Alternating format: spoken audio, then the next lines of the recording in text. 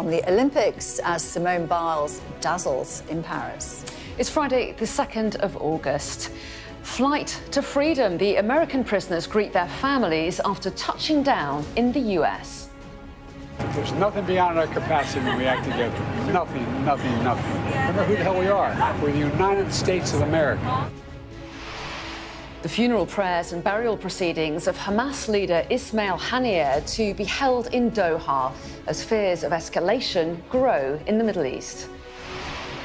Prisoners serving whole life sentences lose the right to get married while behind bars.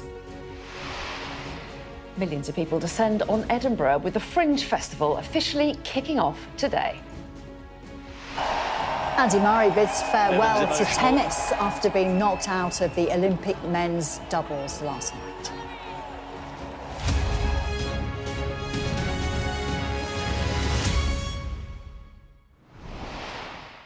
Hello, very good morning. Thanks for joining us here on The Breakfast Show.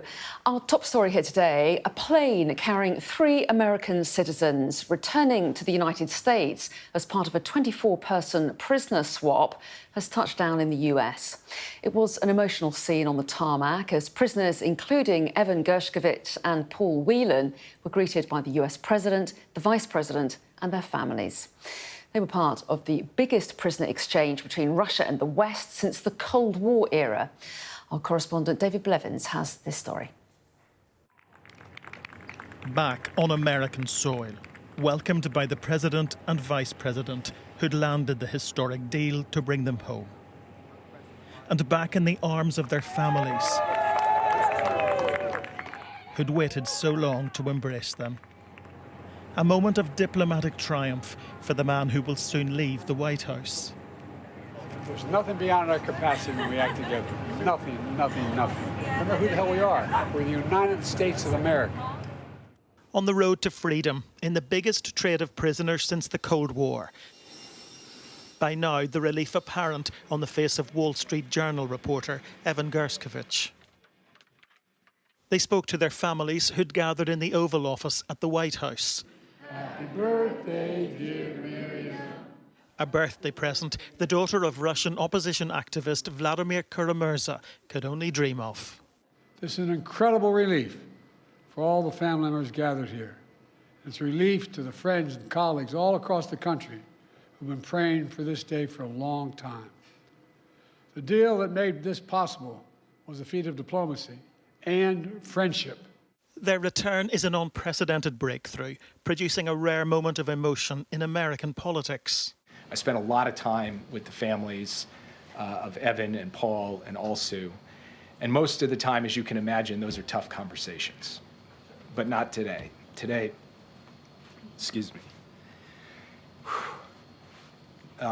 was a very good day. The groundbreaking transfer involving 6 different nations culminated on the tarmac at Ankara Airport, Turkey. 16 people released from Russian prisons, 8 Russians swapping places with them and heading home. This whole transaction hinged on the release of Kremlin assassin Vadim Krasikov. The President and Vice President were both involved in persuading Germany to let him go. The German Chancellor eventually telling Joe Biden, "For you, I will do this."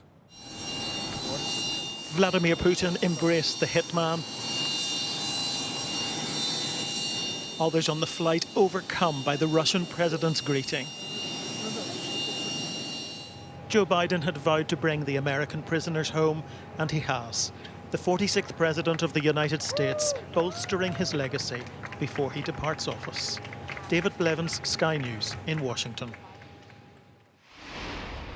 Well, let's cross live now to our Moscow correspondent, Ivor Bennett. And Ivor, in the last couple of hours, we've seen the US President, as we saw in that report there, greeting 3 American prisoners as they arrive back in the States. Joe Biden has called this deal a feat of diplomacy. So how is Russia portraying it? Yeah, this is undeniably a feat of diplomacy, and Joe Biden is quite right to say that. So many prisoners from so many countries being reunited with their families. And this was not just about giving freedom to US citizens. In one case, the case of Vladimir Kara-Murza, a dual British-Russian national, a prominent Kremlin critic, it was about survival. There was a real concern of how much longer he could actually last in a Russian jail, and he was quoted as saying to Joe Biden when he met him, "I thought I was going to die in prison." But also here in Russia, it's seen as a big win too. You saw the pictures, you saw the images, the hero's welcome that Vladimir Putin gave Russia's returnees when they landed here in Moscow last night. This was a smuggler, an assassin, spies, a fraudster. Swapping them for journalists and dissidents will undoubtedly sit uncomfortably for some in the West, but clearly it was a price Joe Biden and others thought was worth paying. But I think the danger of doing a deal like this with Russia, engaging with the Kremlin's so-called hostage diplomacy, is that Russia could just try it again, using foreign prisoners as human bargaining chips. Clearly works, and Russia clearly thinks, given by the welcome we're seeing there that Vladimir Putin gave his agents, clearly thinks that he got a good deal too. Ivor, thanks very much indeed. Thank you. Now, the final funeral procession and burial for Hamas political chief Ismail Haniyeh is being held today in Doha. Haniyeh and his bodyguard were killed on Wednesday. Iran and the militant group have blamed Israel for the shock assassination, fueling fears of escalation into an all-out regional war. Well, let's cross live now to our Middle East correspondent, Alistair Bunkle, who joins us this morning from Jerusalem. Hello to you, Ali. So the funeral soon to begin of Hamas's political leader, and the world watching on and asking what happens next. Yes, the first half, if you like, of that funeral took place in Tehran yesterday. Was a big, noisy, emotional affair. I think what we're going to see in Qatar today will be more formal. The Qataris very conscious of where they sit in this, both allies of Iran, but also allies of the West as well. So I don't think they will want a big display on the streets in Doha, but it will be the final funeral of Ismail Haniyeh. He'll be buried there in Qatar, and then we will see what comes next. I think that any response that will be coming from either Hezbollah or Iran or others will wait until the funeral is over. Iran has threatened to retaliate, and I think most people are certain that that is exactly what will happen. It's just what that retaliation will look like, we aren't clear on. We think that Iran are going to sort of huddle with some of their key proxies like Hezbollah, Syrian militia, for example, Hamas leaders in the coming hours, days to discuss how that works. You know, we saw this in April, actually keeping the Israelis guessing and keeping the Israeli public on edge for a number of days is a tactic that I think Iran thinks works pretty well. And frankly, it does, because this country is now on edge, waiting to see what comes next, whether or not it is something that we saw in April, which was almost 300 drones and missiles fired at Israel, albeit in a coordinated, choreographed manner behind the scenes in order that not too much damage was done, whether it's something like that, a big barrage fired here, or whether it is something maybe a bit more considered and thought through, like a sort of an attempted assassination of Israeli officials abroad, you know, as a like-for-like act of retaliation. We just don't know, but what seems certain is that something is coming, and that could push this situation even deeper into a potential all-out war. OK, Alistair, thanks very much indeed. And of course, we'll have more from Alistair a little bit later on, but it's time now to say a proper hello to you. Hello. How are good you, to Leah? see you. Yeah, really good. You got the rest of the day's news? Yes, thank you so much. Let's bring viewers up to date from news from Southport, because the 17-year-old accused of murdering 3 young girls at a dance club in Southport has been named as Axel Rudakabana, who was born in Cardiff. A judge took the highly unusual step of releasing his details, saying he wanted to stop the spread of misinformation online. Speculation about the identity of the suspect has fuelled rioting in cities across the country, with 7 people in Hartlepool charged with violent disorder over riots on Wednesday night. And in Aldershot, police have announced they're seeking to identify these 8 people you see on the screen now after protesters gathered outside a hotel housing migrants on Wednesday evening, with some throwing objects and shouting racial abuse. Well, our crime correspondent Martin Brunt reports on Axel Rudakabana's appearance in court in Liverpool.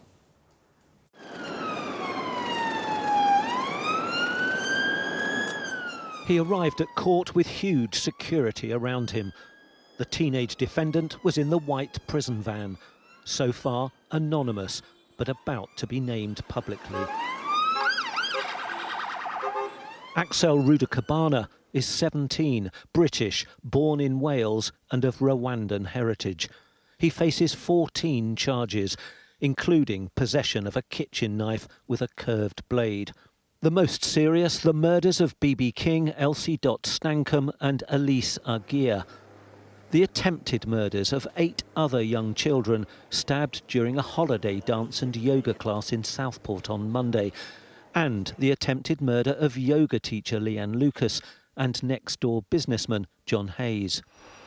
Rudakabana made 2 brief court appearances, first before a magistrate and then a more senior judge. He hid his face for much of the time, refusing to confirm his name. In law, at 17, he's a child, so wouldn't normally be identified. But he's 18, an adult, next week, and the media asked the judge to scrap his anonymity. The prosecutor, Deanna Heer, said the court needed to balance the defendant's welfare against the public's interest in the case. The prosecutor said naming him would reduce the risk of misidentification of others who might be subject to violence, as seen in the recent disorder. The police, she said, doubted that would ease public tension, and the youth justice team wanted to keep his anonymity for his own welfare. Judge Andrew Maneri said it was exceptional, but he would allow Rudakabana to be named. Continuing to prevent the full reporting, he said, has the disadvantage of allowing others to spread misinformation in a vacuum. Rudakabana will be back in court in October, when he'll be asked if he wants to plead guilty or not guilty.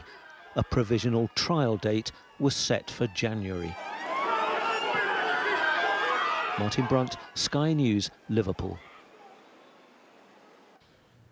The Culture Secretary, Lisa Nandy, has asked the BBC to look into whether it can recover money from Hugh Edwards' pay, as earlier this week the former broadcaster pleaded guilty to making indecent images of children. It said in the corporation's latest annual report that Hugh Edwards was their 3rd highest paid presenter, including a £40,000 increase from the previous year. The BBC's Director General, Tim Davie, yesterday defended his decision to employ the former newsreader until April, 5 months after he was told of Edwards' arrest over the most serious category of indecent images of children. The US has recognised Venezuela's opposition leader as the winner of its election, despite the country's election authority giving the victory to President Maduro. The US Secretary of State, Antony Blinken, released a statement overnight calling the results flawed and asked for a peaceful resolution. It comes as the presidents of Brazil, Mexico and Colombia all called on Venezuela's Electoral Council to release the full vote tallies. Now, the stage is set for the world-famous Edinburgh Fringe Festival. It starts today. This year's line-up will feature more than 3,500 shows with artists from 58 countries set to perform in Scotland's capital. And shows will cover a wide range of genres, from theatre to comedy, music and dance.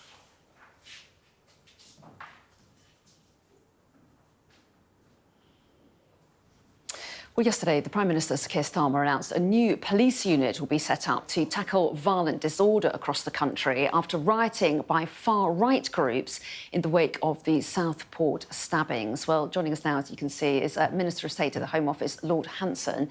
Very good morning to you. Thanks so much for coming in and talking to us. First of all, I wondered what you have made of the scenes that we've seen over the last week in towns and cities from Hartlepool to London and, of course, Stockport itself. What's your interpretation of what's been going on there? Well, my first thought is with the families of the 3 girls who've been murdered and the people who've been injured in those horrendous attacks. An arrest has been made, a person's been charged, the legal process will follow.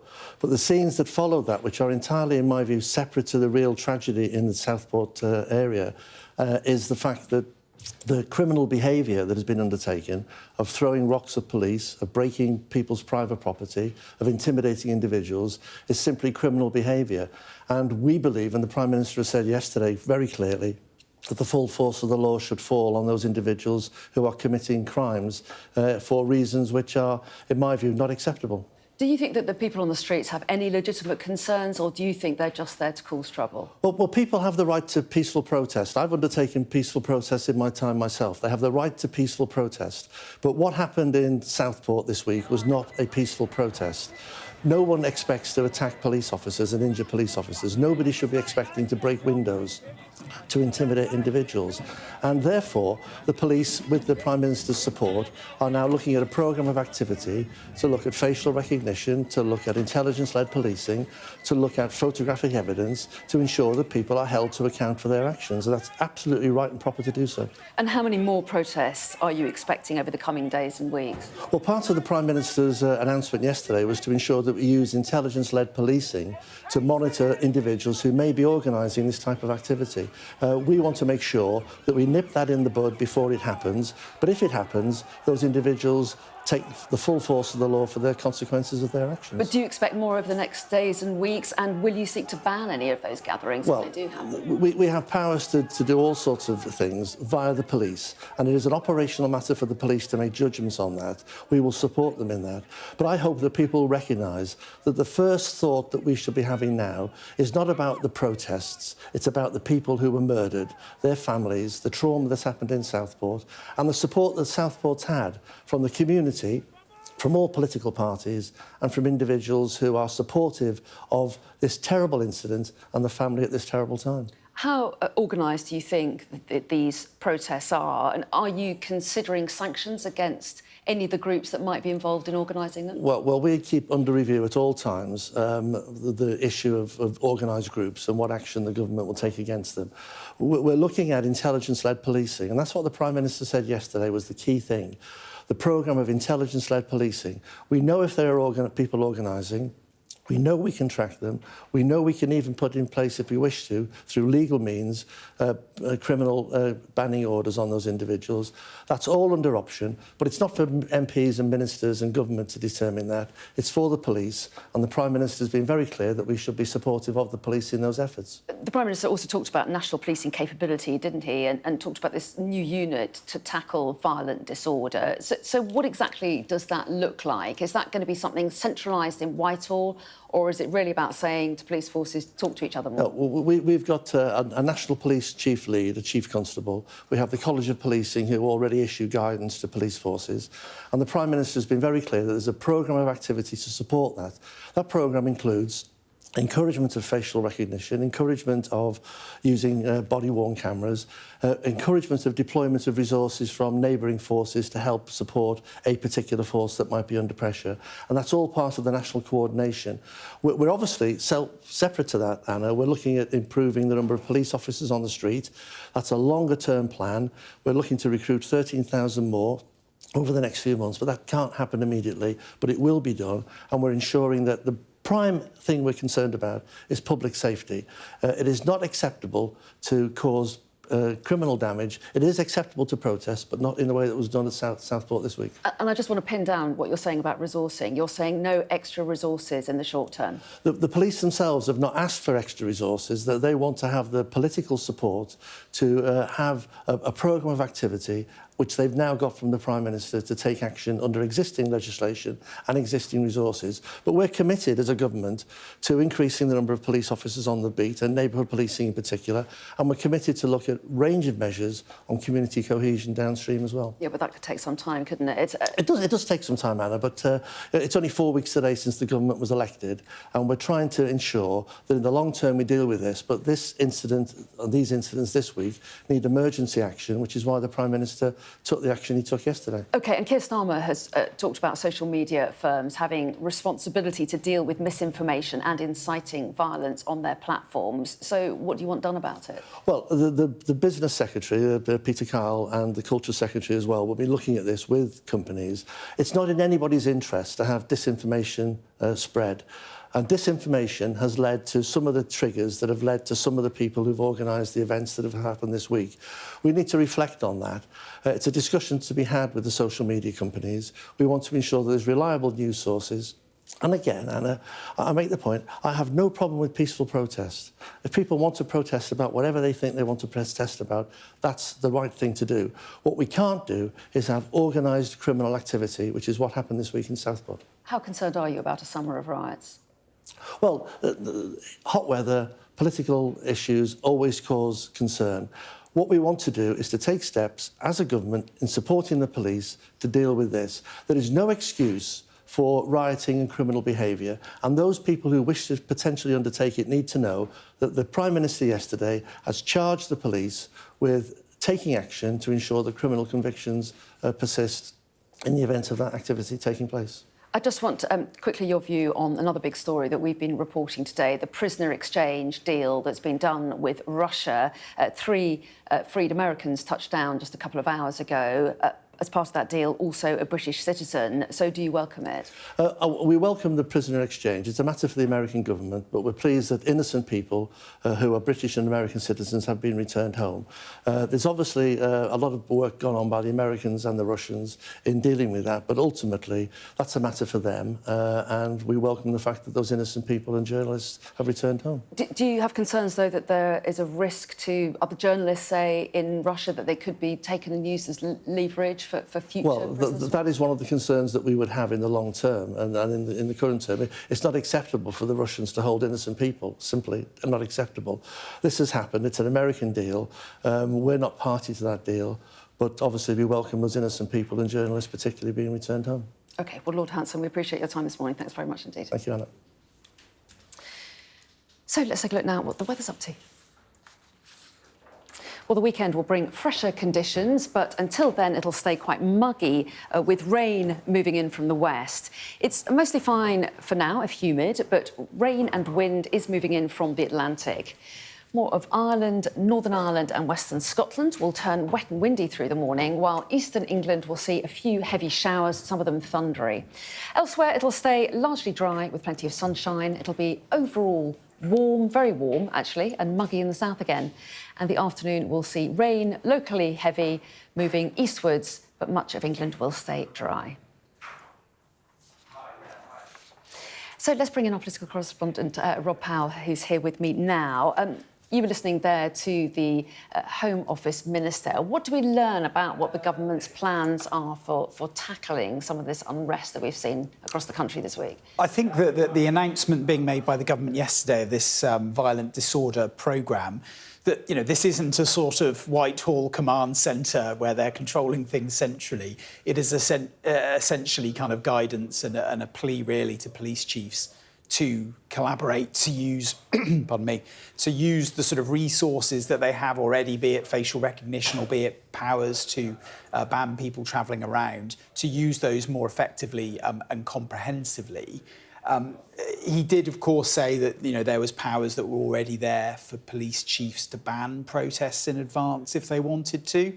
You know, so he said that was an operational matter for police, but obviously opened the door politically anyway for potentially that happening, and also said that the police hadn't asked for any more resources in the short term to deal with this. What they essentially wanted was the sort of political cover, if you like, to make sure that they can crack down on some of the rioting and some of the disorder that we've seen. So the focus several times was on intelligence-led policing. So it was sort of using the resource you've already got, but using it better and being more focused in how you use it. And in a sort of funny way, you sort of saw a parallel with how, you know, completely different topic, but how the government talks about tackling illegal migration. It doesn't want to sort of plough loads more money into it or try and bring in a big revolution and using something completely new. It essentially wants to use some of the tools that we've got at the moment, but use them better, execute it better in order to crack down on it. It's a sort of very Starmerist approach, if you like.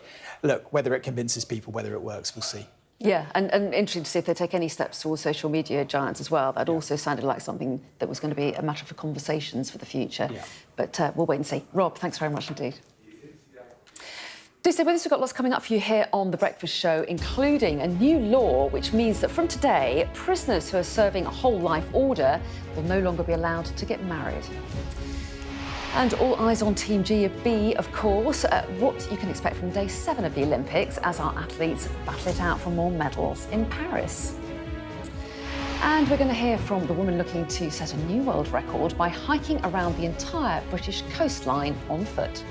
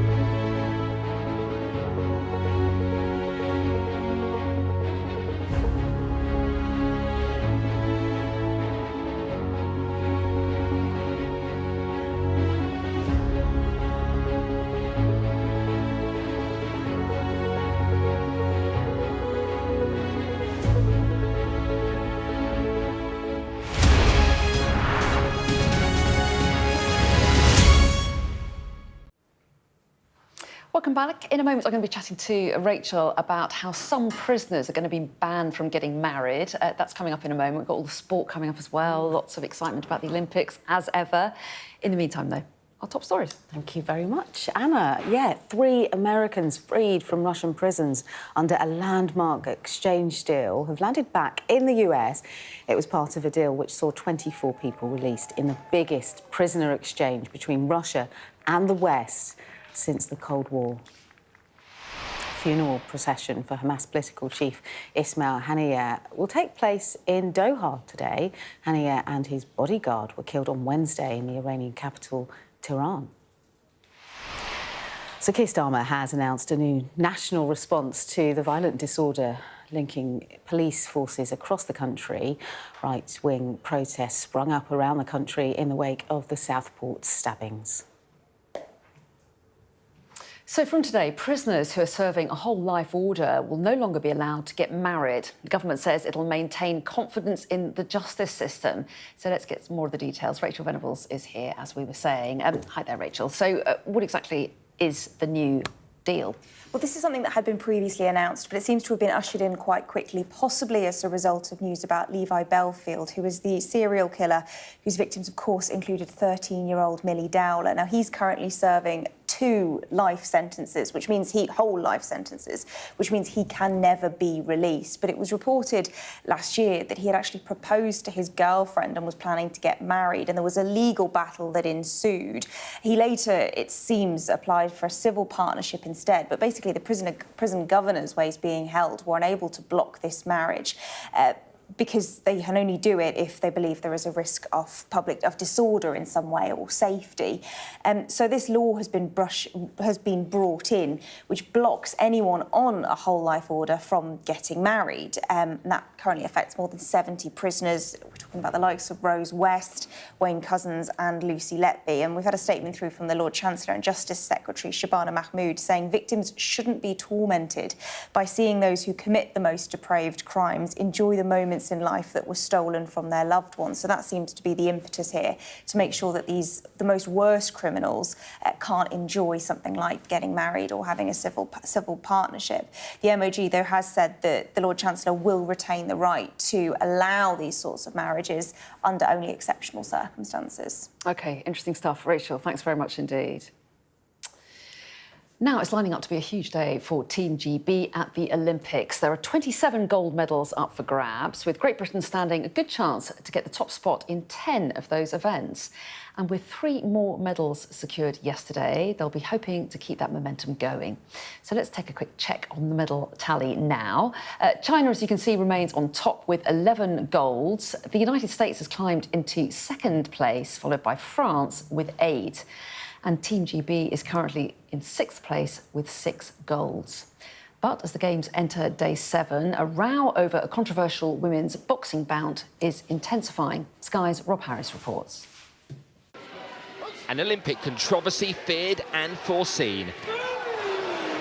Punches as ferocious as the row. A bout that faced calls to be blocked, and in the end was abandoned after just 46 seconds. Italian Angela Carini could take no more, feeling unfairly overpowered by Iman Khalif. In red from Algeria. Why this attempt to offer consolation was rejected. The Algerian cleared to compete in Paris despite being disqualified from the World Championships last year after failing an unspecified gender eligibility test. We saw Carini leaving, awaiting checks on a potentially broken nose. Leaving the venue, Angela Carini doesn't want to speak. She was heard saying inside that this fight is unjust. It's already being seen as one of the most contentious contests ever at an Olympics. Recently, it was this Australian boxer facing Khalif. It's not fair to target an individual. It's not fair to put other people at risk. So, yeah, it needs to be held. The conversation needs to be held at the highest level. Olympic organisers fear a witch hunt, insisting if it says female in your passport, you can compete as a woman. The testosterone is not a perfect test. Many women can have testosterone which is in what would be called male levels, and still be women and still compete as women. So this panacea, this idea that suddenly you do one test for testosterone and that sorts everything out, not the case, I'm afraid. Complicating the issue is an IOC integrity dispute with World Boxing's governing body. Clarity is needed, according to the boss of athletics, which has guidelines dealing with high levels of testosterone. You know, if you have a clear-cut policy, then however tough that decision is to arrive at, you have the policy. If you don't, then that is a challenge, and boxing has a challenge, of course. Italian Prime Minister Giorgia Meloni complained that Carini was not able to fight on an equal footing, but Algeria's Olympic Committee criticised malicious attacks on Khalif. It's complex for the sport and spectators. The Olympics is showing off what the human body can do, then why actually are we still doing it based on a binary when we know that there are so many differences? If you have a high level showing that you are, stronger, let's say, you have to be in a different category. The IOC wants rules based on scientific evidence, but what makes a fair fight? And does a potential strength advantage outweigh the desire to be inclusive? Rob Harris, Sky News, Paris. Now, our divers are on a roll. See what they did there. Yeah. With 2 bronze medals and a silver so far, and they're, of course, going to hope to continue that momentum. So let's talk to Leon Taylor, who won silver in diving at the 2004 Athens Olympics. He joins us from Paris. Very good morning to you, Leon. Good to chat to you again today. So more diving to look forward to again today, and yet more British hopes in the mix. Yeah, so we've got our final pairing going, Jack Law and Anthony Harding in the men's 3-metre synchro. And as you've already mentioned, 3 out of 3 medals for diving so far. That's our equal to our most successful Olympic Games, which was, of course, only 3 years ago in Tokyo. So all eyes are on the pool again. It's going to be a close-run contest with, of course, China being the odds-on favourite. But Jack and Tony are looking good in training, and we'll be looking to ride that momentum, and I'm particularly looking forward to being in the commentary box once again when hopefully we can make even more history. And can you tell us, Leon, why it's been so successful for the women this time round? I mean, you wait a century for a women's diving medal and then 2 come along at once, but there's been a real breakthrough at this Games, hasn't there? Yeah, it has. It's been a long time coming. So 20 years ago, when I was fortunate enough to have that breakthrough moment alongside Peter Waterfield when we won British diving's first Olympic medal in 44 years, the women have always been almost there, and it's been coming, and now it's here, and it's here in greater numbers. I think there's still many medal chances in the individual events as well, which are to come later in the Olympic Games. But it could be 4 out of 4 synchro medals, and I'm particularly excited, as you could probably tell. We're actually just looking at pictures of you with your medal. My goodness, you look just the same. Just the same. You haven't changed a bit. Can you tell me one thing that I was listening to the diving commentary, and someone was asking why Tom Daley doesn't dive as an individual anymore. There's some great pictures of him this morning with his Team GB jumper that he's knitted specially for the Paris Games. Very good. But why doesn't he dive as a single diver anymore? Is it because he's now... Someone said there's one move that he doesn't like doing. Yeah, I mean, it's basically because he's old, and he won't mind me saying. I mean, I've known Tom since he was 10, and to come to your 5th Olympic Games, there's a lot of intensity involved in the training.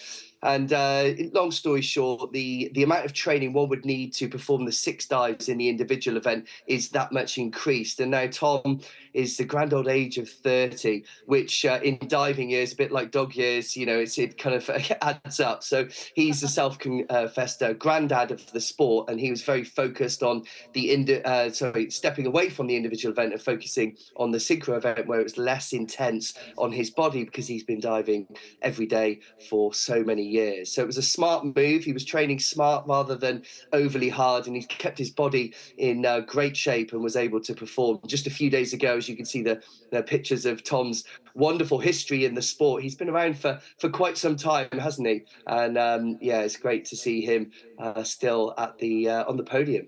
Yeah, absolutely. We love him. Of course we love him. It's fantastic. While we've got you, I really want to ask you about some other questions about what's going on in the pool, because obviously concern about Adam Peaty, who was diagnosed with COVID earlier in the week, but he's been spotted back in the pool. So how important is it that he gets the all clear for the relays over this weekend? Yeah, I mean, that's, the teams, medical teams will be working with, the advice that's going on. And, of course, Adam will be, able to swim if he's well enough and if he gets the all clear. So there's, decisions to be made. I mean, it's a difficult situation, isn't it, with illnesses or injuries and things that can happen during the few weeks of the Olympic Games. There's so much going on, but fingers crossed that he'll be given the all clear and he can join in the relays. I know he'll be excited to join his teammates. And just very quickly, I was just listening to Ben Proud when he came out of one of his heats last night saying, I'm just racing, no pressure, just racing for me. I'm here because I want to be, not because I'm thinking I'm going to get a medal or whatever. And that sort of mindset, I think a lot of athletes seem to have taken up, because how hard is it to do your Olympics, do your 4-year cycle, finish, go home, what now? That's it's quite very a hard difficult. cliff to drop off. Yeah, we're very fortunate here in the UK. For the last 30 years, we've had the lottery funding. So big thank you from me and to all the players, because it means that all these athletes from so many different sports can compete at the highest level with all of the support they need. So it makes a huge difference. And that allows the athletes to be secure in all of the elements of their training. So Ben Pride, a great example, getting out of his own way, allowing things to just be as they are so he can perform at his very best. And then he knows whatever decisions he makes when he comes back, he has the support to continue if he chooses to, and if he steps away, then life after sport, there's many decisions to make, and there's help out there for those athletes who are looking to explore, what life means to them after they step away. And I'm sure there's many athletes who will be considering that after these games. Well, Leon, we've got to let you go. We had to let you go at 22. You've got to run because you've got to commentate on the diving today. So we'll let you go, but really good to chat to you as ever. Thanks very much indeed. And all fingers crossed for Team GB once again. So another really exciting day ahead. I've been getting horribly gripped. I know, isn't it? Couch potato time. It really just validated. Draw the curtains in that hot weather. It's brilliant. There's always something to watch. That's a great thing. I'll tell you who has got some decisions to make, but he's probably made them knowing him, a bit organised. But Andy Murray played his last professional shot in tennis last night. Now what does he do? He just go on holiday for the rest of his life and put his feet up and just give his hips a rest. What do you think he'll do? That. No, he's actually very good at investing in things, so he's probably got a few companies on the go. Maybe he'll get more involved. Maybe he wants to be a mentor. I don't know. But let's have a look at what happened last night. This Sky News Sports Bulletin is brought to you by Vitality. Getting more people more active. Live life with Vitality.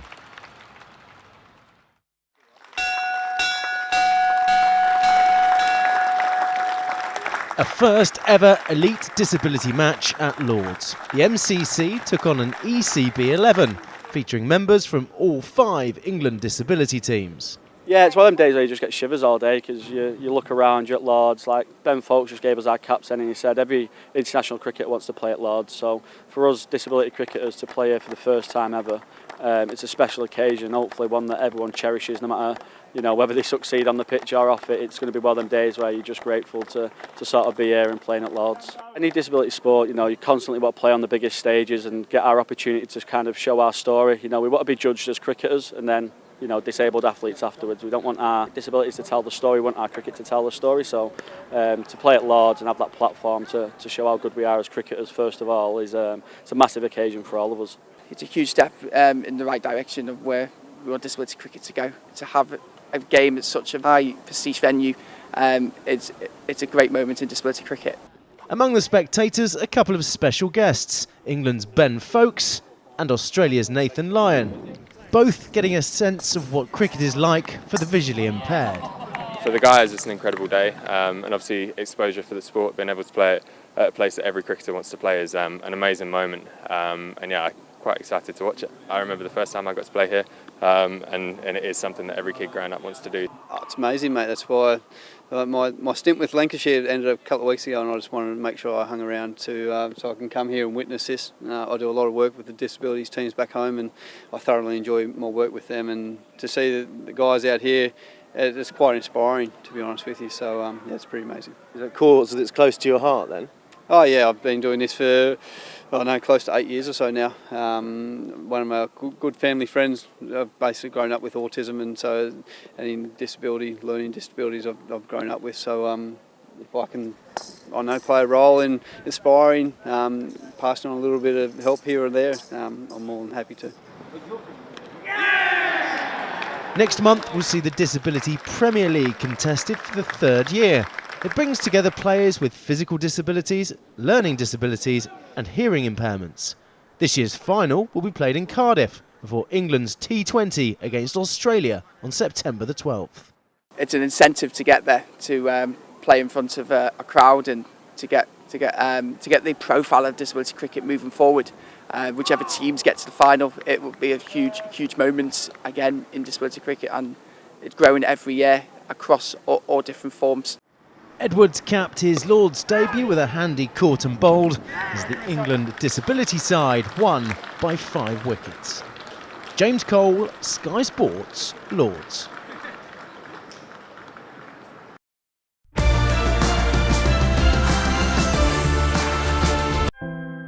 I'm hoping that more people could maybe look up to me and come forward, because that's what we need. More jockeys who look like me, who don't think that they can do it just because they're not white or whatever.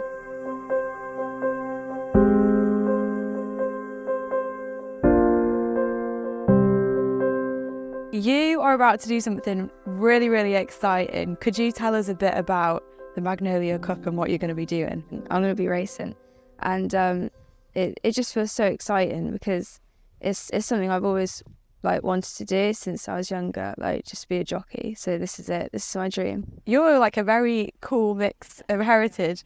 Tell us what your mix is and what that was like for you growing up. My mum's side is Jamaican and my dad's side is Indian. It was quite hard for me growing up because obviously you would face quite a lot of racial abuse, but you just obviously learn to work past that, and this industry is very forgiving and they're really accepting of you. Just tell us where you grew up and how you kind of first thought about horse racing. I grew up in Gloucester, and my dad's friend was like, do you want us to have a go on a pony? Do you want to sit on it? I was like, yeah, sure. So that was at the age of 5. As I started to ride ponies more and stuff. Bourton Vale Equestrian Centre, they offered me a pony to pony race. So that was at age 11. And then ever since then, I just fell in love with racing. But everything before then, I'd just been in arenas, trotting around, cantering around. But then, because I was actually on the track, and I could go however fast I wanted, I enjoyed that. This Sky News Sports Bulletin is brought to you by Vitality. Still to come here on The Breakfast Show, we're going to let you know what you can expect from this year's Edinburgh Fringe Festival as it officially gets underway today. Plus, we're going to hear from a woman looking to set a new world record by hiking around the entire British coastline on foot.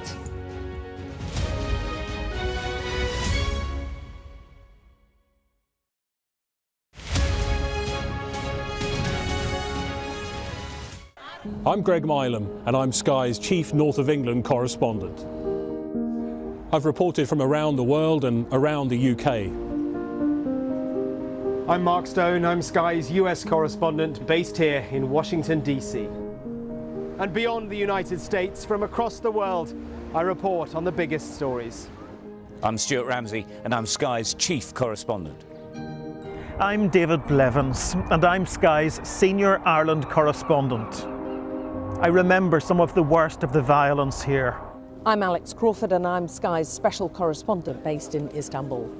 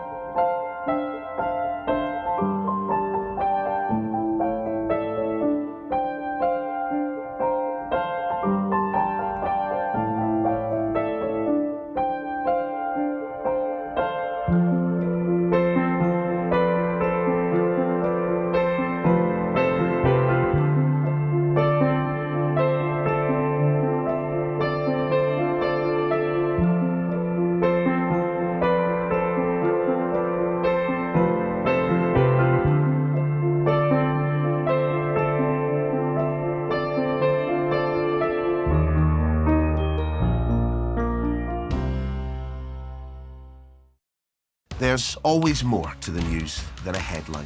We want to discover, to delve a little deeper, to find out what's really going on. Explanation, analysis, the people at the heart of every story. I'm Neil Patterson, and this is the Sky News Daily Podcast. Alex Crawford joining us now from Ukraine. Their personal possessions are all scattered around the place. Our economics and data editor, Ed Conway, try and make sense of the big numbers for us. Things can change incredibly quickly, and that's what they have done. So, by the end, we'll hopefully all understand what's going on in the world just that little better. Available wherever you get your podcasts.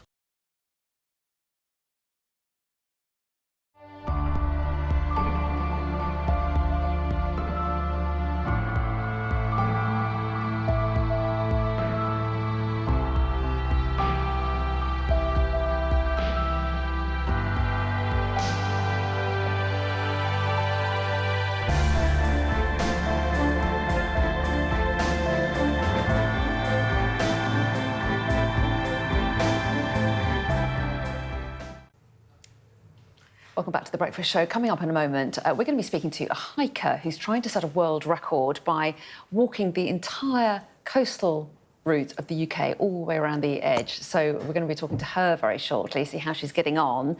First, though, the Edinburgh Fringe has officially started, with the stage set for more than 3,500 shows this month. So let's cross there live. Katie Spencer, our arts and entertainment correspondent, is there. And Katie, I think you might have some company. Am I right? I have got a bit of company, as you say. Look, there's around 3,000 performers that are going to be here over the course of the next month, putting on, as you say, around 5,000 shows. Not just comedians. You've got the likes of former Prime Minister Liz Truss, who's coming here next week to speak. And you've got the people like I'm going to talk to right now. Ed Gamester is the director of Mythos Ragnarok. Mythos, am I saying it right? Mythos. Mythos. Yes. Tomato. You guys wrestle, don't you? Tell us a bit about the show. We do. We wrestle. We do lots of things on our show. We're the only show in the world that's taken pro wrestling out of its normal context of like a pretend sport and put it into theatre as like a form of stage combat. The best way to think about it is it's like a musical, but instead of singing, we fight each other. I mean, that's quite a tricky show to maintain the energy levels, is it not, for a whole month of Fringe? Well, you think so. But pro wrestlers are kind of incredibly energetic people. Like, getting up and performing every day is something we have to do anyway to make a living as wrestlers. So being able to do it in an environment where people are expecting performance and come to see it on a daily basis is actually much easier than trying to get up every day and drum up the energy to get beaten up to pay the rent. So. Is it real that you all sort of don't get on with each other, or is this all an act? Do you end up falling out after a month? No, it's a really good question, right? Because people always accuse wrestling of being fake, which is insane, because no one ever goes to an actor or a stunt performer and says, I don't think what you do is real. But for some reason, because wrestling is presented as like real and a sport, people accuse us of being fake. So it's really great to be able to put wrestling on the stage and have people be like, that seemed really real, because obviously it's not, because no one actually believes that we're gods. Something tells me that it can get a little bit chaotic, what you do. Well, yeah, no, you could say it's chaos. I mean, just having 10 wrestlers on a crew at all is difficult to manage. They're a bit menacing, aren't they? Oh, no, they're nice in reality. Yeah. So we play Norse gods, so we're not just like men and women up there telling a story. We're telling this inflated Norse tale of Ragnarok and everything else. Hang on a second, guys, this is important. We're on the news, you're going to have to calm down if they do this. Do they behave themselves? Most of the time. I think maybe they're just getting a bit rowdy because that happens from time to time. So you asked if whether we get on. Well, you know, you can't help it sometimes. People are good. It's a bit disturbing, isn't it? For 7:40 in the morning. Yes, sorry, viewers. And like they say, what we do isn't real. This is not real violence. You don't have to call the... Excuse me, I am going to have to get it to... I mean, it's quite early in the morning for us to be dealing with this right now. At least nobody's around, so hopefully we won't be getting on too much trouble in the Royal Mile. No, I would hope not. Yeah, no, they seem okay. The thing is, when you're in character, when you're dressed as Odin himself, so our show is about not just wrestling, it's about gods fighting. It's the story of Ragnarok. It's Norse myths. You're going to have to excuse me, I'm sorry. Put that down! I think this is probably our cue to cross back to the studio. Katie, yeah, we'll let you go and join in. Oh, maybe not. Hands off! I'm serious. It'll be great. We have a situation. Oh my gosh! How fast can we get there? We need to back her up. Katie, you're right. Go, Molly. No one's going to come and see the show if we've ripped the head off of someone online. Can we just say where the show is? Where's the show? Oh, it's in George Square, 8:55 every evening. No pressure to come. Oh, wow. Come. Oh, that's too much drama for me. It's like my two kids on summer holidays in the mornings, that. Goodness. We have to move on. Ever wondered how long it might take to walk the entire coast of the UK? Well, our next guest is doing just that, to raise money for charity and to set a new world record. And hiker Lindsay Bell joins us now. So, how far have you got so far, Lindsay? And tell us a little bit about why you're doing it in the first place. Good morning. So I am now officially halfway round. I've reached a place called Portavadi. I started on the 1st of March at Greenwich Park, and I'm going clockwise. And I'm now 154 days, and I've hiked 3,341 miles with nature and an abundance of beautiful people. Yeah. How I'm loving wonderful. every single minute of it. I walk about an average of I walk and dance. An average of a marathon a day, it works out. Yeah, because the Lindsay. total would be just over 7,000 miles. And the key Lindsay. thing to this is I don't walk, I don't use any ferries, so everything is on foot. And I can only cross a bridge over an estuary if it's got a public footpath on it, because some of them haven't. So, yeah, it's just incredible. I'm now in Scotland, and this is blowing my brain. The scenery is just phenomenal. It's beautiful. If you've never been to Scotland, people, please come. It's absolutely stunning. Lindsay, just tell us a bit about why you're doing it. We're absolutely loving your vibe and energy this morning too. So I think for me, I absolutely love nature, and it makes me personally feel like a superhero, like I can be and do anything when I'm with it. It's my safe space and makes me feel like the best version I can possibly be. But two, I think at any point in anyone's lives, we need support with our mental health. I've had people in my life that have suffered from addiction, depression, eating disorders. And then when I lost a few people during COVID, that for me was being with nature and seeing other people that I love dearly with nature and the positive impact that has had on their lives. Lindsay. It's, for me, that's what this walk is all about. Oh, it's really inspiring. I'm so sorry to cut you off. Get people out. Get people out. It's a good message. I'm sorry to interrupt. We're completely out of time, but best of luck with it. You're nearly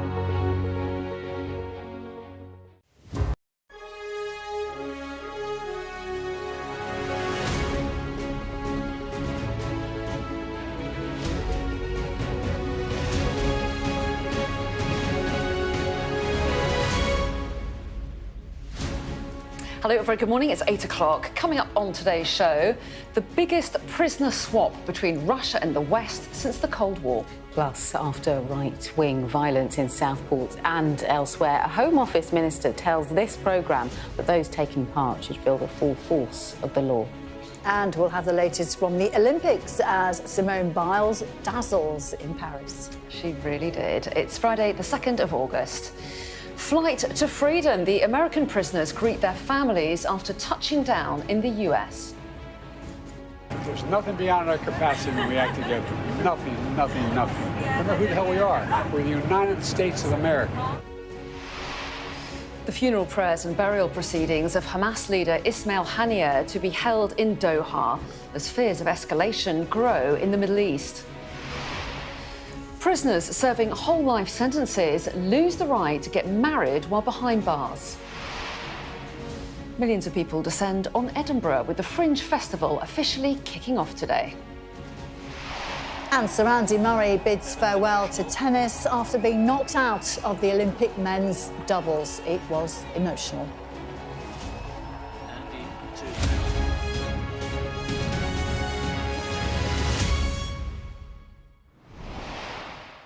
Hello, very good morning. Thanks for joining us here on The Breakfast Show. Our top story here today, a plane carrying 3 American citizens returning to the United States as part of a 24-person prisoner swap has touched down in the US. It was an emotional scene on the tarmac as prisoners, including Evan Gershkovich and Paul Whelan, were greeted by the US President, the Vice President and their families. They were part of the biggest prisoner exchange between Russia and the West since the Cold War era. Our correspondent David Blevins has the story. Back on American soil, welcomed by the President and Vice President who'd landed the historic deal to bring them home. And back in the arms of their families who'd waited so long to embrace them. A moment of diplomatic triumph for the man who will soon leave the White House. There's nothing beyond our capacity when we act together. Nothing, nothing, nothing. Remember who the hell we are. We're the United States of America. On the road to freedom, in the biggest trade of prisoners since the Cold War. By now, the relief apparent on the face of Wall Street Journal reporter Evan Gershkovich. They spoke to their families who'd gathered in the Oval Office at the White House. Happy birthday, dear Miriam. A birthday present the daughter of Russian opposition activist Vladimir Kara-Murza could only dream of. This is an incredible relief for all the family members gathered here. It's a relief to the friends and colleagues all across the country who've been praying for this day for a long time. The deal that made this possible was a feat of diplomacy and friendship. Their return is an unprecedented breakthrough, producing a rare moment of emotion in American politics. I spent a lot of time with the families of Evan and Paul and Alsu. And most of the time, as you can imagine, those are tough conversations. But not today. Today, excuse me. Today was a very good day. The groundbreaking transfer involving 6 different nations culminated on the tarmac at Ankara Airport, Turkey. 16 people released from Russian prisons, 8 Russians swapping places with them and heading home. This whole transaction hinged on the release of Kremlin assassin Vadim Krasikov.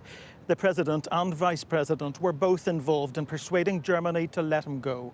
The German Chancellor eventually telling Joe Biden, "For you, I will do this." Vladimir Putin embraced the hitman.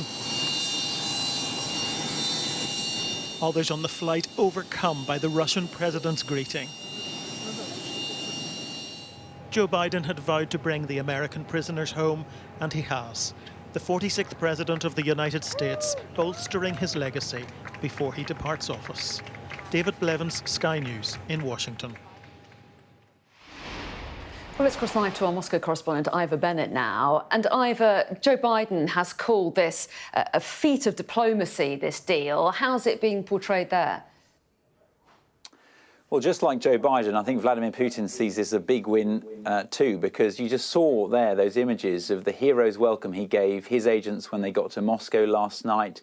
Russia's president personally greeting them off the plane. These are spies. There was a smuggler, a hacker, even an assassin, Vadim Krasikov, who Vladimir Putin, as you saw, embraced on the tarmac there. And getting Germany to release him, having carried out what Berlin calls a state-sponsored killing on its sovereign territory, is a real coup for the Kremlin. And I think it might sit uncomfortably for many people in the West, the fact that Krasikov, among others, was swapped for journalists and dissidents. But clearly, it was a price that Joe Biden and other Western powers thought was worth paying to give freedom to US citizens the White House said was wrongfully detained in Russia, and Russians who they saw as political prisoners.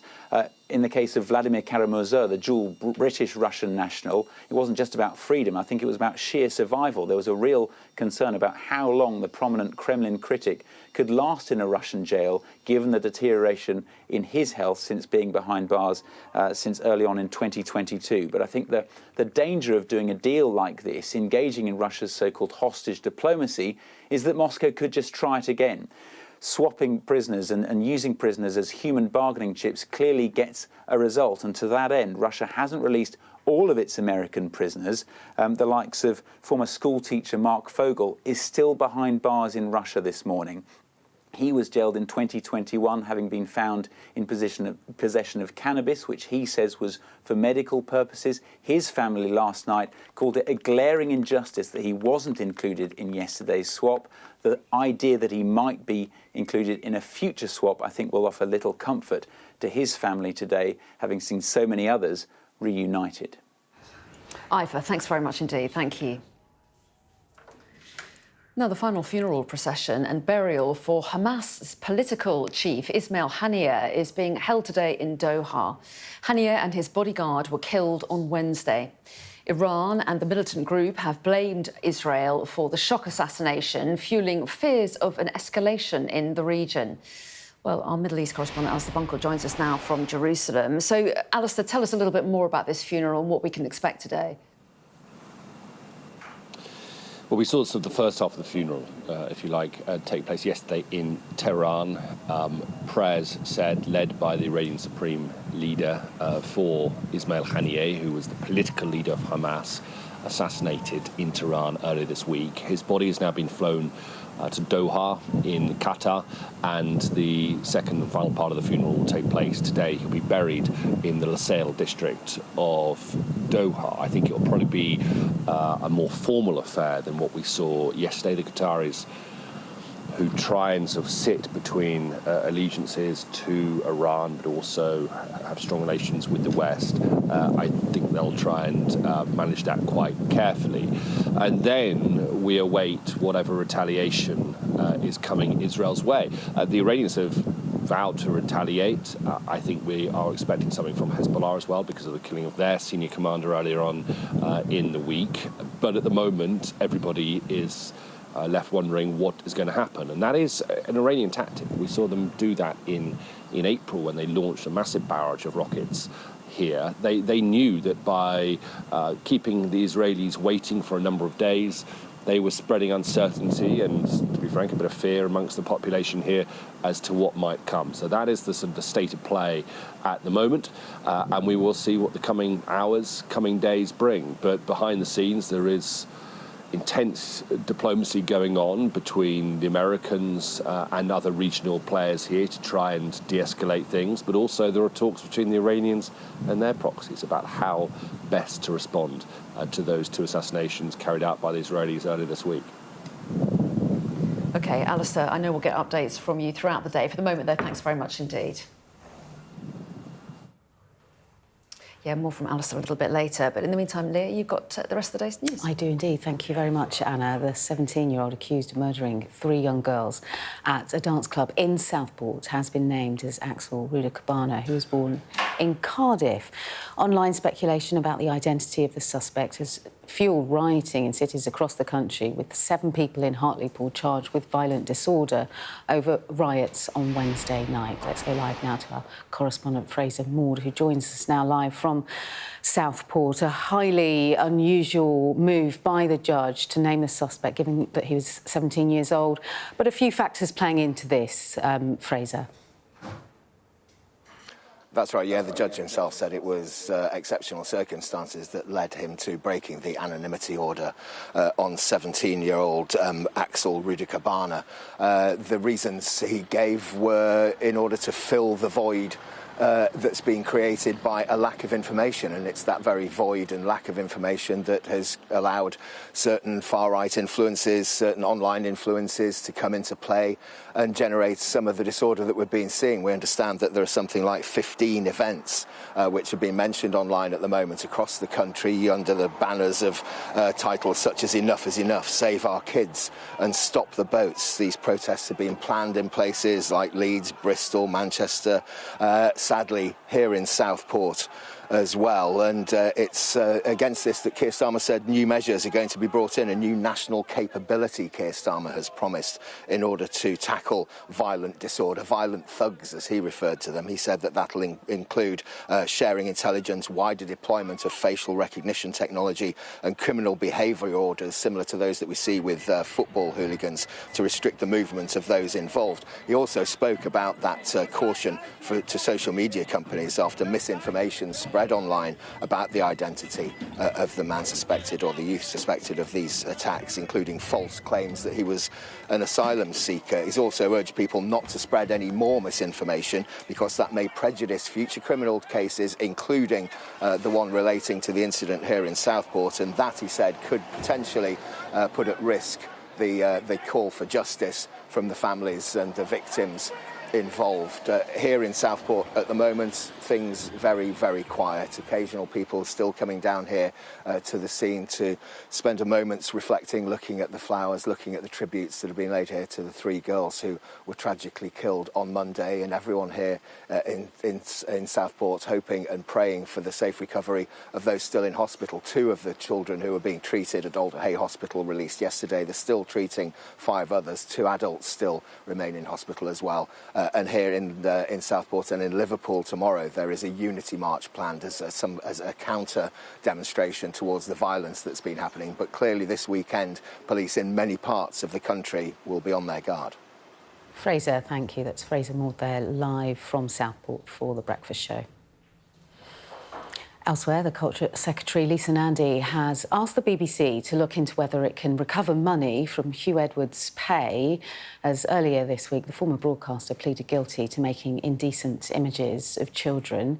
It said in the corporation's latest annual report that Hugh Edwards was their 3rd highest paid presenter, including a £40,000 increase from the previous year. Well, the BBC's Director General, Tim Davie, yesterday defended his decision to employ the former newsreader until April. That was 5 months after he was told of Edwards' arrest over the most serious category of indecent images of children. The US has recognised Venezuela's opposition leader as the winner of its election, despite the country's election authority giving the victory to President Maduro. The US Secretary of State, Antony Blinken, released a statement overnight calling the results flawed and asked for a peaceful resolution. It comes as the presidents of Brazil, Mexico and Colombia called on Venezuela's Electoral Council to release the full vote tallies. Well, the stage is set for the world-famous Edinburgh Fringe Festival starting today. This year's lineup will feature more than 3,500 shows with artists from 58 countries set to perform in Scotland's capital, and shows will cover a wide range of genres from theatre to comedy, music and, of course, dance. So the Bank of England has cut the interest rate for the first time in more than 4 years. The base rate was reduced by 0.25 percentage point to 5%. But the bank has warned that it won't make cuts too quickly in the future due to concerns about inflation. So let's talk about this a little bit more. We can speak to personal finance expert Peter Komolafe, who joins us now. A very good morning to you. Thanks so much for talking to us. So the first cut in the base rate for 4 years. I mean, let's talk a little bit about what impact that can have on people across the country. Those who've got a mortgage, first of all, people with tracker mortgages are going to feel the benefits more immediately than anyone else. That's right. So if anyone's on a tracker mortgage or a standard variable rate right now, this is going to be music to their ears, because ultimately tracker mortgages will track what happens with the Bank of England base rate. So with a reduction of 0.25% yesterday, they're going to see their mortgage payment go down, which is going to be good news. But you then have a second cohort of people who will have fixed rate mortgages. And I think this is where the biggest benefit is going to be felt for a lot of people in terms of relief. There are about 560,000 mortgagees in the UK at the moment who will be renewing their mortgage by the end of this year. And where they're going from is from, perhaps low 1-2% mortgages to potentially looking at 4-5% mortgages. So whilst those mortgages are going to be more expensive, the measure yesterday to reduce the bank rate by 0.25% means that it will save about £30 per month for the average mortgage holder. And that is money that I think will be well welcomed and used for other things. Yeah, absolutely. And what about the future prospects? The bank has hinted, as we were saying in our introduction, that they're not necessarily going to keep cutting at a fast rate. What does the future look like as far as interest rates go, do you think? It's going to be really interesting. I mean, the vote yesterday was pretty tight. It was 5-4 in favour of a cut. And you would think that because inflation, the headline inflation number was down to the 2% target, that there may have been perhaps more of a kind of uneven vote to have it actually cut, but it's 5-4. I think they have been signposting for a very long time now that we'll see an additional rate cut by the end of 2024. But I think the real sticker at the moment has been service inflation, which came in at 5.7% yesterday, opposed to the 5.1% that was projected. So I think once that levels out and the next read is taken, we'll have a better indication of what's going to happen with perhaps a further cut later on this year. But it will probably be another 0.25% cut. It won't be anything significant because they won't want to undo all of the hard work that they've done already. And there'll be people watching who perhaps don't have a mortgage but do have savings. Again, a cut in interest rates is not great for them, is it? Well, it's a double-edged sword. It's good on one hand, but it's poor on the other. I mean, with the savings rates, you're going to see that the high street rates are going to drop in pretty much instantaneously. The good news is, though, that as a saver, if you remember, if you go back even 4 years ago, we were in an environment where you would have money saving in an account, but inflation was higher than the rate you were getting on the actual account. So whilst savings rates will come down, the good news is savings rates at the moment on the high street are higher than inflation. So you'll still beat inflation. So unfortunately, yes, rates are going to come down slightly, but you'll still be able to beat inflation within your individual accounts. And there are lots of really competitive rates on the high street right now. So as you were saying, people will have a little bit more money in their pocket if they've got a mortgage. Businesses are going to find it cheaper to borrow as well. So what could the overall impact, do you think, on the economy be? Well, we're hoping it's going to be positive. I mean, the main thing to remember here is that when you have low interest rates, it encourages businesses to invest, and that can potentially help with economic growth. And I think with where we are right now, as a country with infrastructure products being cut earlier this week, this is very much needed. So we're hoping that this is going to be the catalyst for businesses that may have been maybe tightening their purse strings, holding back on projects. Hopefully this will be the trigger where they'll say, well, actually, let's go and invest now. And hopefully that will help with economic growth in this country, because we really, really do need to get the economy going. OK, well, Peter Komolafe, thanks for explaining it all, the impact of this cut by the Bank of England in the base rate. We really appreciate it. Thanks very much indeed. Thank you. Now then, let's find out what the weather's doing out there, shall we? Well, the weekend is going to bring some fresher conditions, but until then, it'll stay quite muggy with rain moving in from the west. It's mostly fine now, if a bit humid, but wind and rain is moving in from the Atlantic. More of Ireland, Northern Ireland and Western Scotland will turn wet and windy through the morning, while Eastern England will see a few heavy showers, some of them thundery. Elsewhere, it'll stay largely dry with plenty of sunshine. It'll be warm overall, very warm and muggy in the south again. And the afternoon will see rain, locally heavy, moving eastwards, but much of England will stay dry, with showers in the east fading. Ireland and Northern Ireland will brighten up from the west. And the rain will ease across Britain tonight, with showers following to the northwest, but the southeast looks dry, and it'll turn a little bit chilly in the north and the west as those skies clear.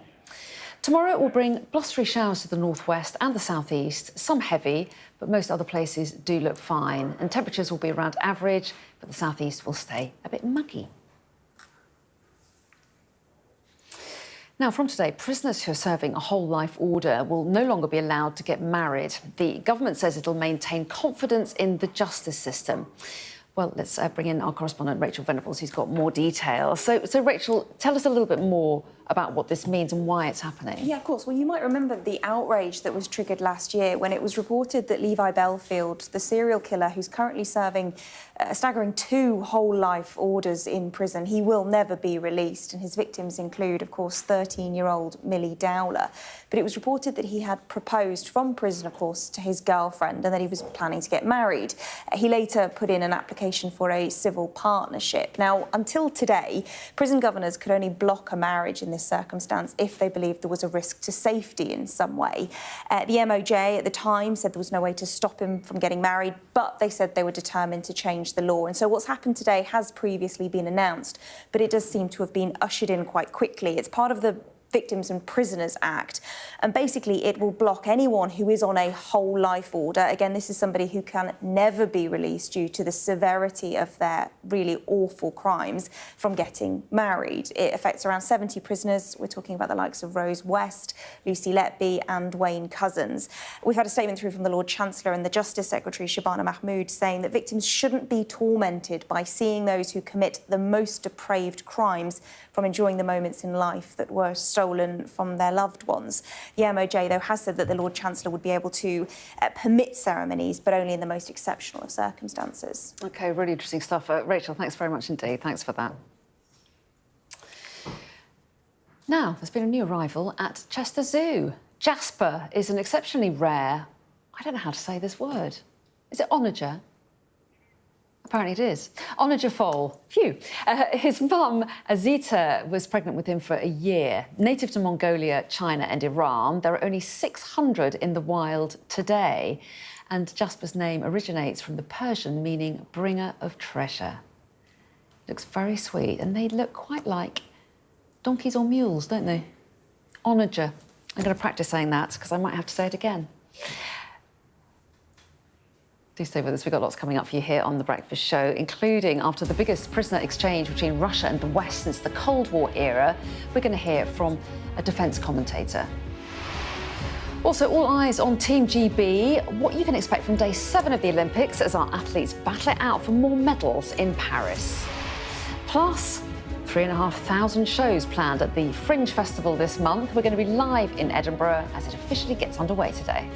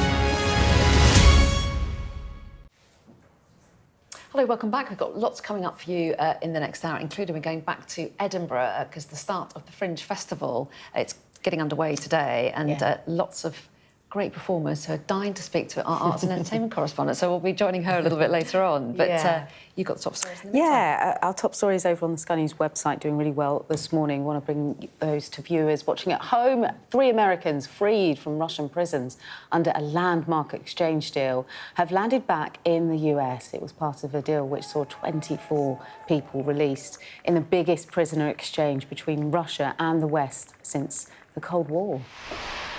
A funeral procession for Hamas political chief Ismail Haniyeh will take place in Doha. Haniyeh and his bodyguard were killed on Wednesday in the Iranian capital, Tehran. So Keir Starmer has announced a new national response to the violent disorder linking police forces across the country.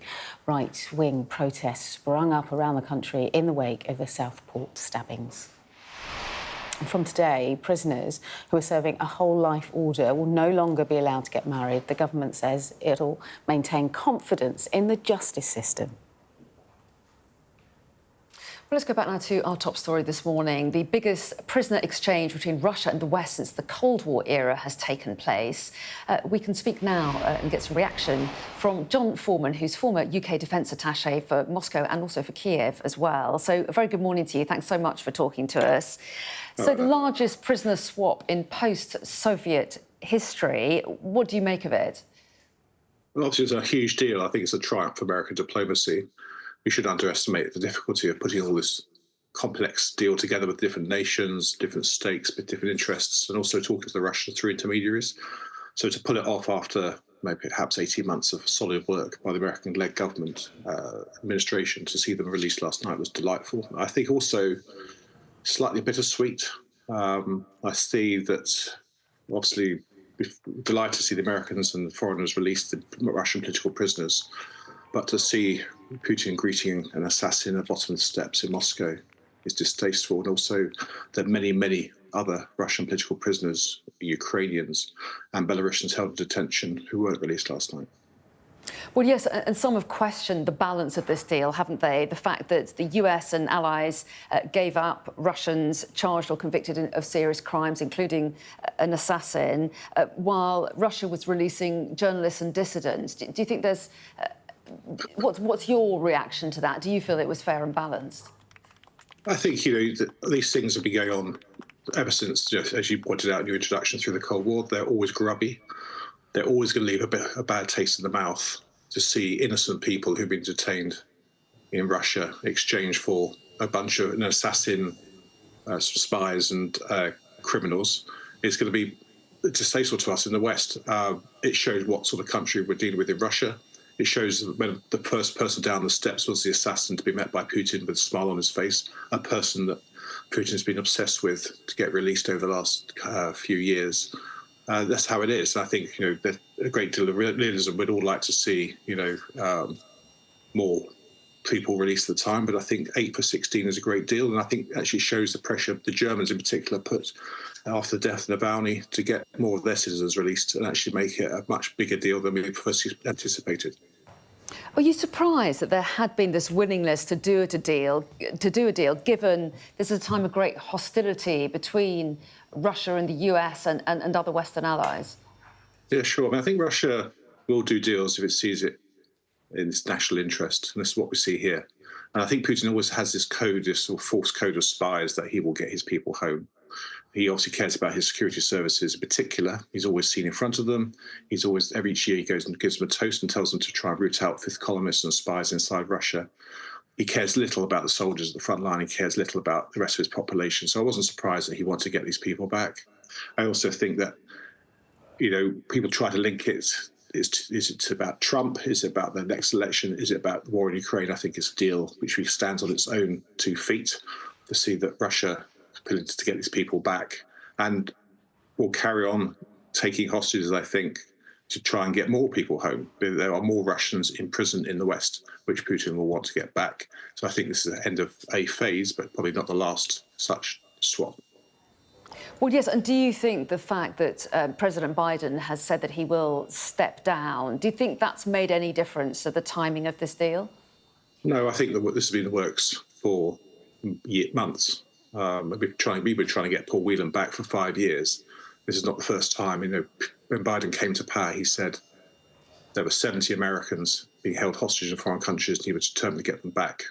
And that's what he's done. And I think that this is all in the train, irrespective of what was happening in Washington, irrespective of how President Biden performed in that debate, and many stepped down. So I think, although the timing is close to November, I don't think there's a direct linkage there. Although I think, Putin was looking at the facts on the table and saying, hey, let's do the deal now. Who knows what's going to happen in November? So let's take the win, as he would see it, and then move on. And we're playing the pictures as you speak of the very moving scenes of some of the American prisoners arriving back in the States and being greeted by the president and vice president there. Give us an idea of how this will be played out in Russia. How much publicity will this story be given there, and how will it be portrayed? Sure. I saw some commentary saying that this made Putin look weak and that he'd done a bad deal. He's given away hostages and he's got some spies back. But actually, I thought last night the fact that he embraced it. He was there, had a state welcome, there were guards out, he was there shaking their hands. As I said, I met the assassin first, then the various spies came through. He looked delighted. I think it reinforces his narrative that he is the guardian of Russia, that Russia is in a sort of dirty war against the West, that he will do everything to get us back. He's a leader of the people. And if people criticise him, which there has been some criticism, I think, on the right wing of the Russian, saying that he didn't get a good enough deal, I think he'll take that. He's had his presidential election this year. He's unchallenged at home. I don't think this dramatically shifts the dial. I think comparison to see how hostages were met back in America is like night and day. It shows the difference between a democracy and a tyranny that we have in Moscow at present. Well, John Foreman, really interesting to get your take on these extraordinary events, and thanks so much for your time. We really appreciate it. Thank you, Anna. Now, let's turn our attention to the Olympics. And Jackie, have you managed to leave the house at all in last week? Yes, I went to the patio once. Just to check it was still hot. I just watered all my plants and came back and then in back to the telly. I did actually try to watch it on my iPad, but it's been too sunny, so I couldn't, so I gave up. Anyway, it is lining up to be a huge day for Team GB at the Olympics. There are 27 gold medals up for grabs, with Great Britain standing a good chance to get top spot in 10 of those events. And with 3 more medals secured yesterday, they'll be hoping to keep that momentum going. Let's have a quick look at the medal table now. China remaining on top with 11 golds. The United States have climbed to second place, followed by France with 8. Team GB is currently in 6th place with 6 gold medals. But as the Games enter day 7, a row over a controversial women's boxing bout is intensifying. Sky's Rob Harris has this. An Olympic controversy feared and foreseen. Punches as ferocious as the row. A bout that faced calls to be blocked, and in the end was abandoned after just 46 seconds. Italian Angela Carini could take no more, feeling unfairly overpowered by Iman Khalif. In red from Algeria. Why this attempt to offer consolation was rejected. The Algerian cleared to compete in Paris despite being disqualified from the World Championships last year after failing an unspecified gender eligibility test. We saw Carini leaving, awaiting checks on a potentially broken nose. Leaving the venue, Angela Carini doesn't want to speak. She was heard saying inside that this fight is unjust. It's already being seen as one of the most contentious contests ever at an Olympics. Recently, it was this Australian boxer facing Khalif. It's not fair to target an individual. It's not fair to put other people at risk. So, it needs to be held. The conversation needs to be held at the highest level. Olympic organisers fear a witch hunt, insisting if it says female in your passport, you can compete as a woman. The testosterone is not a perfect test. Many women can have testosterone which is in what would be called male levels, and still be women and still compete as women. So this panacea, this idea that suddenly you do one test for testosterone and that sorts everything out, not the case, I'm afraid. Complicating the issue is an IOC integrity dispute with World Boxing's governing body. Clarity is needed, according to the boss of athletics, which has guidelines dealing with high levels of testosterone. If you have a clear-cut policy, then however tough that decision is to arrive at, you have the policy. If you don't, then that is a challenge. And boxing has a challenge, of course. Italian Prime Minister Giorgia Meloni complained that Carini was not able to fight on an equal footing. But Algeria's Olympic Committee criticised malicious attacks on Khalif. It's complex for the sport and spectators. The Olympics is showing off what the human body can do. Then why actually are we still doing it based on a binary when we know that there are so many differences? If you have a high level showing that you are, stronger, let's say, you have to be in a different category. The IOC wants rules based on scientific evidence, but what makes a fair fight? And does a potential strength advantage outweigh the desire to be inclusive? Rob Harris, Sky News, Paris. So the conversation about that is bound to go on for some time. In the meantime, lots of other things happened yesterday, not least Andy Murray's last match. I know. Somebody actually timed the very moment he hit his last shot in professional tennis. It was something like it was just after I went to bed. Was it like 9:30? It was a bit earlier, I think. I put that in his diary. Just after Anna went to bed, I hit my last shot at professional tennis. And then tweeted, I never liked tennis anyway. And his mum went, me neither. But yeah, it was really emotional, really sad. He welled up on court, even though it was... it wasn't particularly his court, it was just some generic court on clay at the Olympics, but it's where he wanted to finish. Dan Evans, his doubles partner, he was crying as well. And, presenters in the studio were welling up and not being able to carry on with their swimming duties. So I think it's just a very emotional moment just to know that's it. 19 years of professional tennis, when there have been so many highs, some lows, as well, but some incredible achievements. And here's the thing, we were discussing in The Guardian yesterday with my children, one of them put it out there, if you take out the big three, so if you take out Rafa, Nadal, Federer and Djokovic, if you take those out of the equation, would Andy Murray have been the greatest of all time? Would he be better than Agassi? Would he be better than Pete Sampras? And the conclusion in our house, which is not scientific, was that he would. But it's an interesting conversation. Really interesting conversation. To have if you took them out. There's no point. I think in terms of fighting spirit, surely he's right up there. I mean, to keep on going despite injury and to never give up. That sheer sort of grit. You've told me I can't play tennis anymore with a metal hip, but I'm going to prove you wrong. Oh, look, I've proved you wrong. Yeah. Oh, I'm 2 sets to love down. Oh, I'm going to come back. Oh, I've just come back. I'm going to save 5 match points on the last match. Yes, and there we go, just done that as well. So he's actually come back from more matches from 2 sets to love down than any other player, and that kind of shows you. And the fact that his body's in bits, he left it all out there on the court. He couldn't have done a single thing more. And when you finish your career, that's all you can say, isn't it? I just did everything I could. I tried my best. He's earned the right to be a big couch potato now. Yeah. I think he's actually still keeping his fitness coach, just to say fit for retirement. So I don't think couch potatoing is his thing. But we'll see. Anything could be his thing. He hasn't decided yet. Let's talk about the rest of the sport now. I think I am starting with Andy Murray. Pretty much covered that off, but let's have a look. This Sky News Sports Bulletin is brought to you by Vitality. Getting more people more active. Live life with Vitality.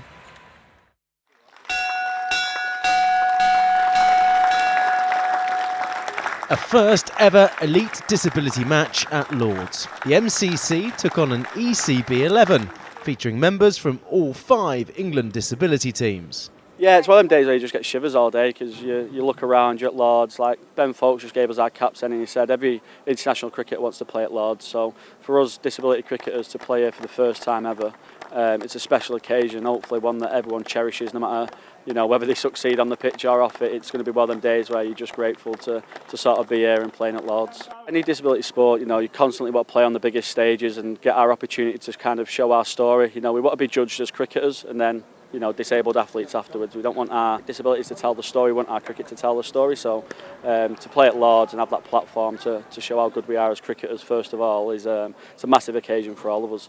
It's a huge step in the right direction of where we want disability cricket to go. To have a game at such a high prestige venue, it's a great moment in disability cricket. Among the spectators, a couple of special guests, England's Ben Folkes and Australia's Nathan Lyon, both getting a sense of what cricket is like for the visually impaired. For the guys, it's an incredible day, and obviously exposure for the sport, being able to play it at a place that every cricketer wants to play is an amazing moment, and yeah, I'm quite excited to watch it. I remember the first time I got to play here, and it is something that every kid growing up wants to do. Oh, it's amazing, mate. That's why my stint with Lancashire ended a couple of weeks ago, and I just wanted to make sure I hung around so I can come here and witness this. I do a lot of work with the disabilities teams back home, and I thoroughly enjoy my work with them, and to see the guys out here, it's quite inspiring, to be honest with you. So yeah, it's pretty amazing. Is it a cause that's close to your heart then? Oh yeah, I've been doing this for close to 8 years or so now. One of my good family friends, I've basically grown up with autism, and in learning disabilities I've grown up with. So if I can, play a role in inspiring, passing on a little bit of help here or there, I'm more than happy to. Next month, we'll see the Disability Premier League contested for the third year. It brings together players with physical disabilities, learning disabilities and hearing impairments. This year's final will be played in Cardiff before England's T20 against Australia on September the 12th. It's an incentive to get there, to play in front of a crowd and to get the profile of disability cricket moving forward. Whichever teams get to the final, it will be a huge moment again in disability cricket, and it's growing every year across all different forms. Edwards capped his Lord's debut with a handy caught and bowled as the England disability side won by 5 wickets. James Cole, Sky Sports, Lords.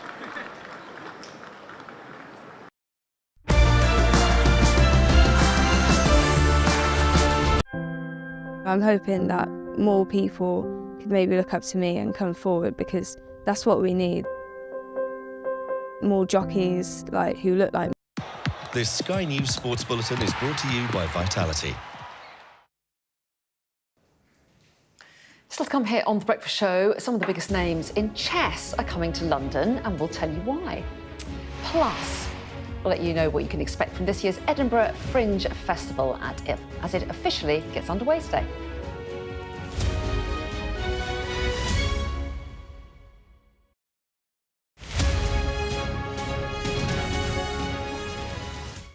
I'm Greg Milam, and I'm Sky's chief North of England correspondent. I've reported from around the world and around the UK. I'm Mark Stone, I'm Sky's US correspondent based here in Washington, DC.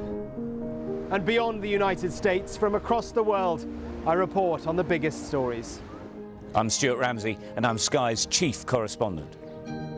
I'm David Blevins, and I'm Sky's senior Ireland correspondent.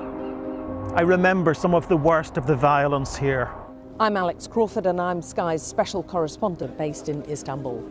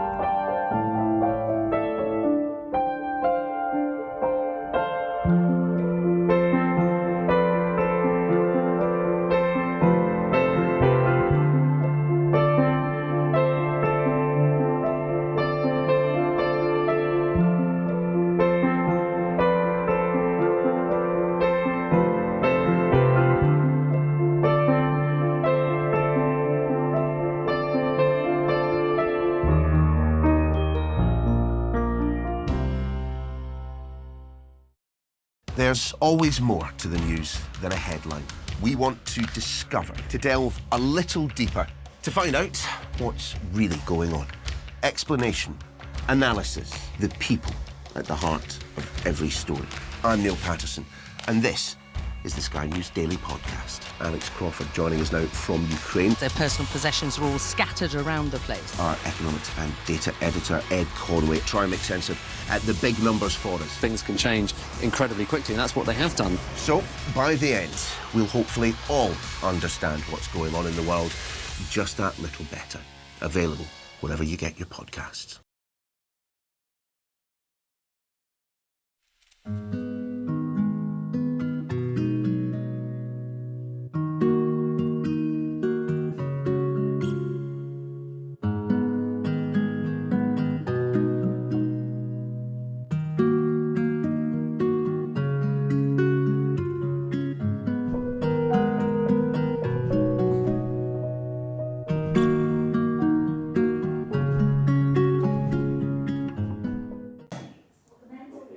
So, Edinburgh Fringe has officially started with the stage set for more than 3,500 shows this month. Let's cross there live. Our arts and entertainment correspondent Katie Spencer has managed to remove herself from a headlock in the last hour for some performers. Congratulations on that, Katie. And it is an extraordinary event, isn't it, this month of shows and arts? Absolutely, and you have to have stamina to last the full run. Look, we gave you wrestling last hour. Do you fancy some surreal comedy? I'm joined by Olaf Falafel now, illustrator and comedian. Olaf, I feel like we end up talking to each other every year. Every year, this is deja vu. Look, tell us what you're doing this year. You do a kids show and you do an adult show. Yeah, I've got a kids show which is called Olaf Falafel's stupidest super stupid show so far, right, which I made nice and easy for me to tell people. And my grown-up, I mean, there's a hell of a lot of overlap between two shows. My grown-up show is called Has Anyone Ever Really Actually Woven a Sigourney? Right. Which is an important question I feel needs answering. And the brilliant thing about your comedy as well, it's very, you have props, because you're an illustrator, your flyers are always a joy to look at as well. My flyers, so these are my flyers for my grown-up show, and I kind of go the extra mile and put a little animation on the back. So this year, I don't know if your camera can pick it up, I've got a bouncing bum. Which just entertains me, if no one else. So on that grey Edinburgh mornings, I can just flick through my flyers and got myself a little bouncing bum to look at. So it's a month of comedy for you, adults, children, but the rest of the year you've been having books out, you've got a graphic novel you're working on at the moment. Yeah, currently working on a graphic novel which won't be out till next year, but I've got a couple of chapter books for kids. Trixie Pickle Art Avenger is my chapter book series. Picture book. I'm also working on another picture book. Yeah, just very busy drawing and... For those that won't be across your sort of area, it's very odd and surreal and where your brain goes to a very funny place. Yeah, it is quite odd and surreal and quite artistic this year. I've got a lot of paintings and sculptures and things that I've made. But yeah, I have an eggy brolly. Do you want to see my eggy brolly? I have never wanted to see an eggy brolly anymore Here's my eggy brolly. than now. And what I do, I spin the eggy brolly and we normally have a nice full room of about 100 people all chanting, eggy brolly, eggy brolly. We spin the brolly, we stop it, so Katie, you can stop it, and then underneath each rather manky looking egg is a bit dirty, your eggs. My eggs are a bit dirty, I need to give them a wipe. So should we give it a go, yeah? So there's me, the producer, and the cameraman. We're all going to chant eggy brolly. Right, okay. You can chant eggy brolly Can if you chant eggy brolly? Eggy brolly, eggy brolly, eggy brolly, eggy brolly, eggy brolly. Eggy brolly. Stop, you got to shout stop. Stop. There you go, now peel one off. Peel one of my eggs off. And what number is it? 1. Number 1. Okay, now I quickly have a look. Number 1. Here we go. It says here, my dad used to say to me, pints, gallons, litres, which I think speaks volumes. Here we go. Do you want to do another quick one? Yeah, come on, we've got time for another. Eggy brolly, eggy brolly, eggy brolly, eggy. Stop! There we go. Go on, take that one. Oh, she's not got enough hands. Your egg's stuck. Number 4. Number 4. Oh. I know this is a good one, this one. There was a culture of bullying on the set of Sesame Street. The actor who played Big Bird was often made to feel ostracised. I mean, some are better than others. And on that note, should we do one? Should we do one more? Do you want to do one more? Go on then, quickly. Eggy brolly, eggy brolly, eggy brolly. Oh, it's that one. Have you got enough? 3. 3. Oh dear. Let's have a look. 3. Oh, get to the right page. 3. It says here, during the war, my granddad swapped his company's rifles for trifles. He was court-martialed for deserting. I love you, Olaf. I love it. Where are the shows? So my kids' show is at the Counting House at 11:30. My stupidest, super stupid show so far. And my grown-up show is at the Pear Tree at 3:45, and that is, has anyone ever actually really woven a Sigourney? I mean, that is the question for you to go away and think about for the morning. Back to you in the studio. Katie, those are my kind of jokes. So you've had Viking wrestlers and an eggy brolly. I'm really looking forward to the next hour. Thanks very much indeed. She's game for anything, that Katie. Love it. Let's move on, because the Global Chess League is coming to London, and with it, some of the biggest names in the game. So here to tell us more about it is Samir Pathak, who's Chief Executive of the Global Chess League. A very good morning to you. Thanks so much for coming in. Morning. So tell us a little bit about the Global Chess League and why it's coming to London. Why London as a venue? Global Chess League is, in a way, Premier League of chess. It's the NBA or IPL. It's the premier format in its franchise league format. Now, there are 6 teams, and the world's biggest names, like you said, Magnus Carlsen, Hikaru Nakamura, the world champion in women, Ju Wen-jun, the greatest ever chess player, Hu Yifan, all of them are coming here. And chess is extremely popular around the world. And this format that we have come with, which is the franchise format, is icing on that in terms of the way fans are able to engage with the sport, follow it, and see it. You say that chess is really popular, and some people might be surprised by that, given that they've got screens with them every day. Most people have got smartphones these days and can play all sorts of different games on those, as well as other means of entertaining themselves through technology. But you're saying that chess is on the rise in terms of popularity? Oh, yes. FIDE, the official governing body of chess, did a study in 2019 where they came out with 600 million people either know chess, have played chess. And you have to remember, chess can be played from age 3, 4, 5 to 85, 95. There's no gap. And you commonly see an 80-year-old person playing chess with a granddaughter or great-granddaughter. And pandemic was actually a game changer for chess because people were locked up at their homes. Either they had played chess in their life before or they picked up chess, and that just gave an exponential growth. Icing on the cake was Queen's Gambit on Netflix. Yeah, I was going to ask you about that. Yeah, these things brought in the cultural paradigm to the popularity, and there's no looking back for chess anymore. The chess clubs are full. By the way, there's a British Chess Championship going on right now in Hull. So there's chess all over, and the popularity is rising fast among youngsters and also among the top professionals. You see a lot of celebrities now openly talking. Roger Federer just said he plays chess now that he's retired. Alcaraz keeps talking about it. Lots of other Hollywood, Bollywood celebrities, everybody's talking about playing chess now. That's so interesting. And in the Queen's Gambit, Anya Taylor-Joy made it look very glamorous, didn't she? And you mentioned that the teams are made up of women as well for this big event later on in the year. So how will that work? Will women play men play women, or will women only play other women? How does it work? So it's among the only major sports leagues in the world that men and women play on the same team. In our case, in this league, women will play women. There are 2 women on each team. They play other women. And men play other men. We also have a prodigy section, which is under 21 superstars yet, but prodigies. They would play the prodigy. So that's how the format works. And the points are aggregated for each game. So 6 games happen. Each match is comprising of 6 games. And everyone's points get aggregated, and the team is then decided as the winner. And are there as many women chess players out there? Is it popular amongst women as well as men? Yes, it is quite popular among... Chess knows no boundaries, like I said. Age, gender, none of them. So you have lots of women players who play chess, and there are lots of grandmasters who are playing chess all around the world.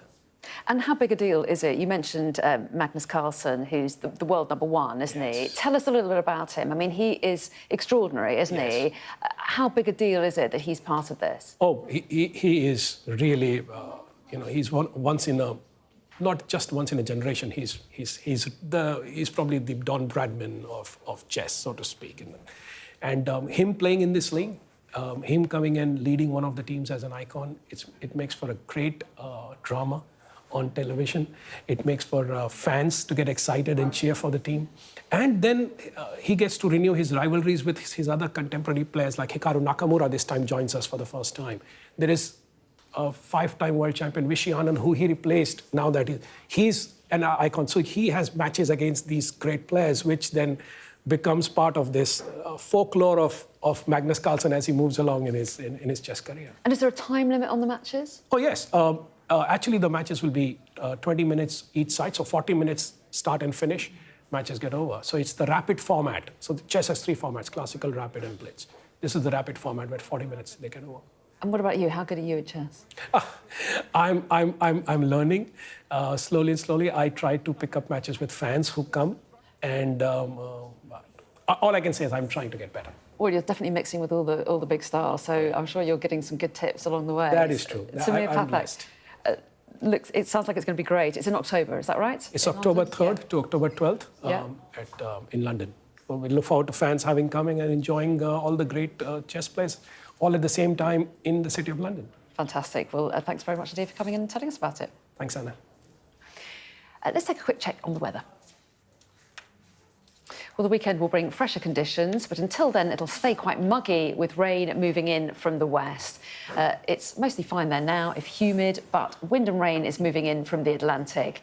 And more of Ireland, Northern Ireland and Western Scotland will turn wet and windy through the morning, while Eastern England will see a few heavy showers. Stay with us, we've got all the top stories coming up for you after the break. Don't go away.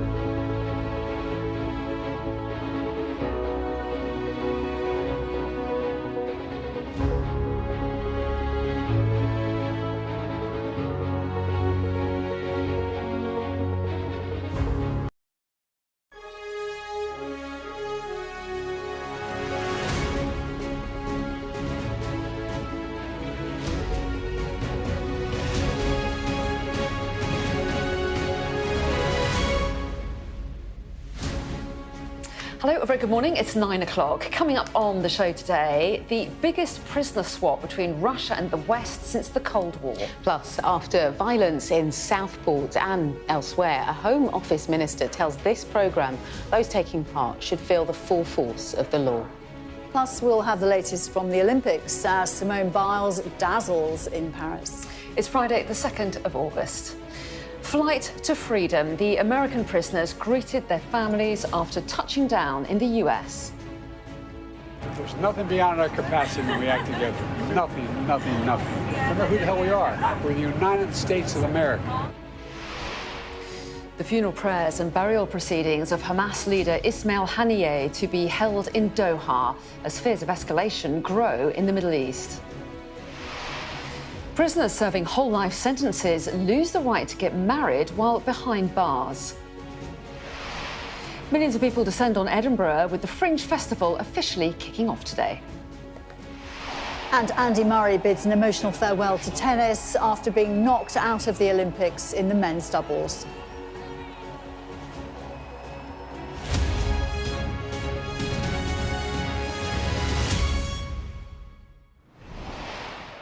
Hello, very good morning. Thanks for joining us here on The Breakfast Show today.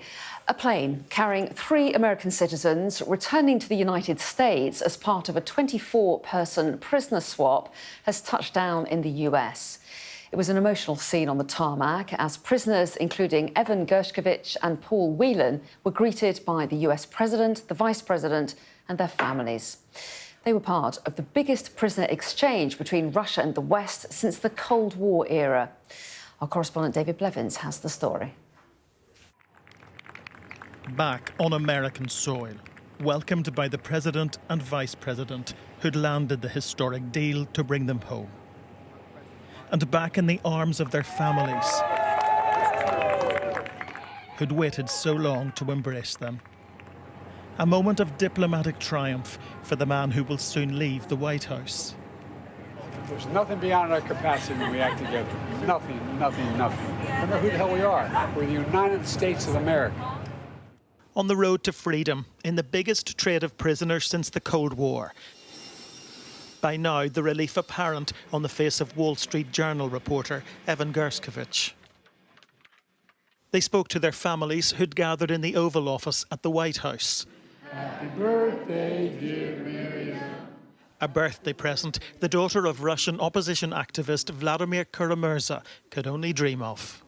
This is an incredible relief for all the family members gathered here. It's a relief to the friends and colleagues all across the country who've been praying for this day for a long time. The deal that made this possible was a feat of diplomacy and friendship. Their return is an unprecedented breakthrough, producing a rare moment of emotion in American politics. I spent a lot of time with the families of Evan and Paul and Alsu. And most of the time, as you can imagine, those are tough conversations. But not today. Today, excuse me. Today was a very good day. The groundbreaking transfer involving 6 different nations culminated on the tarmac at Ankara Airport, Turkey. 16 people released from Russian prisons, 8 Russians swapping places with them and heading home. This whole transaction hinged on the release of Kremlin assassin Vadim Krasikov.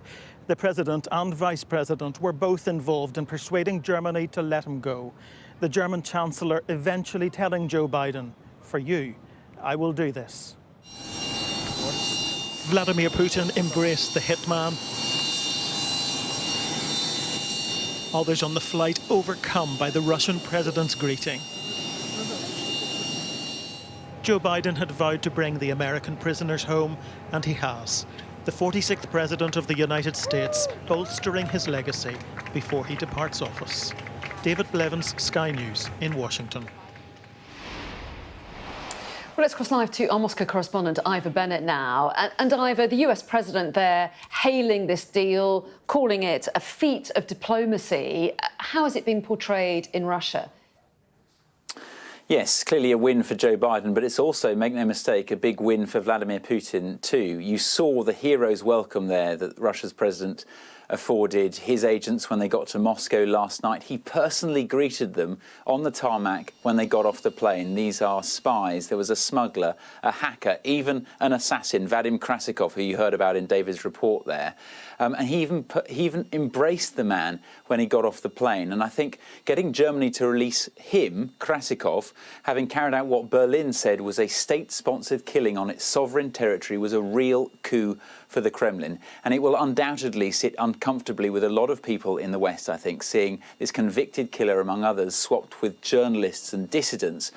But it was clearly also a price that Joe Biden thought was worth paying to secure the freedom of these US citizens the White House had designated as wrongfully detained in Russia, and as well as a whole host of Russian political prisoners. But I think the danger of doing a deal like this, engaging in what the West calls as Russia's hostage diplomacy, is that Moscow might just try it again. It shows that using prisoners as human bargaining chips does get a result. And to that end, let's not forget that Russia has not released all of its American prisoners. The likes of former school teacher Mark Fogel is still behind bars here in Russia today. He was detained in August 2021, so 3 years now, for possession of cannabis, which he says was for medical purposes. His family is furious that he wasn't included in the swap. They say it is a glaring injustice, describing it as wrong, unfair, incomprehensible.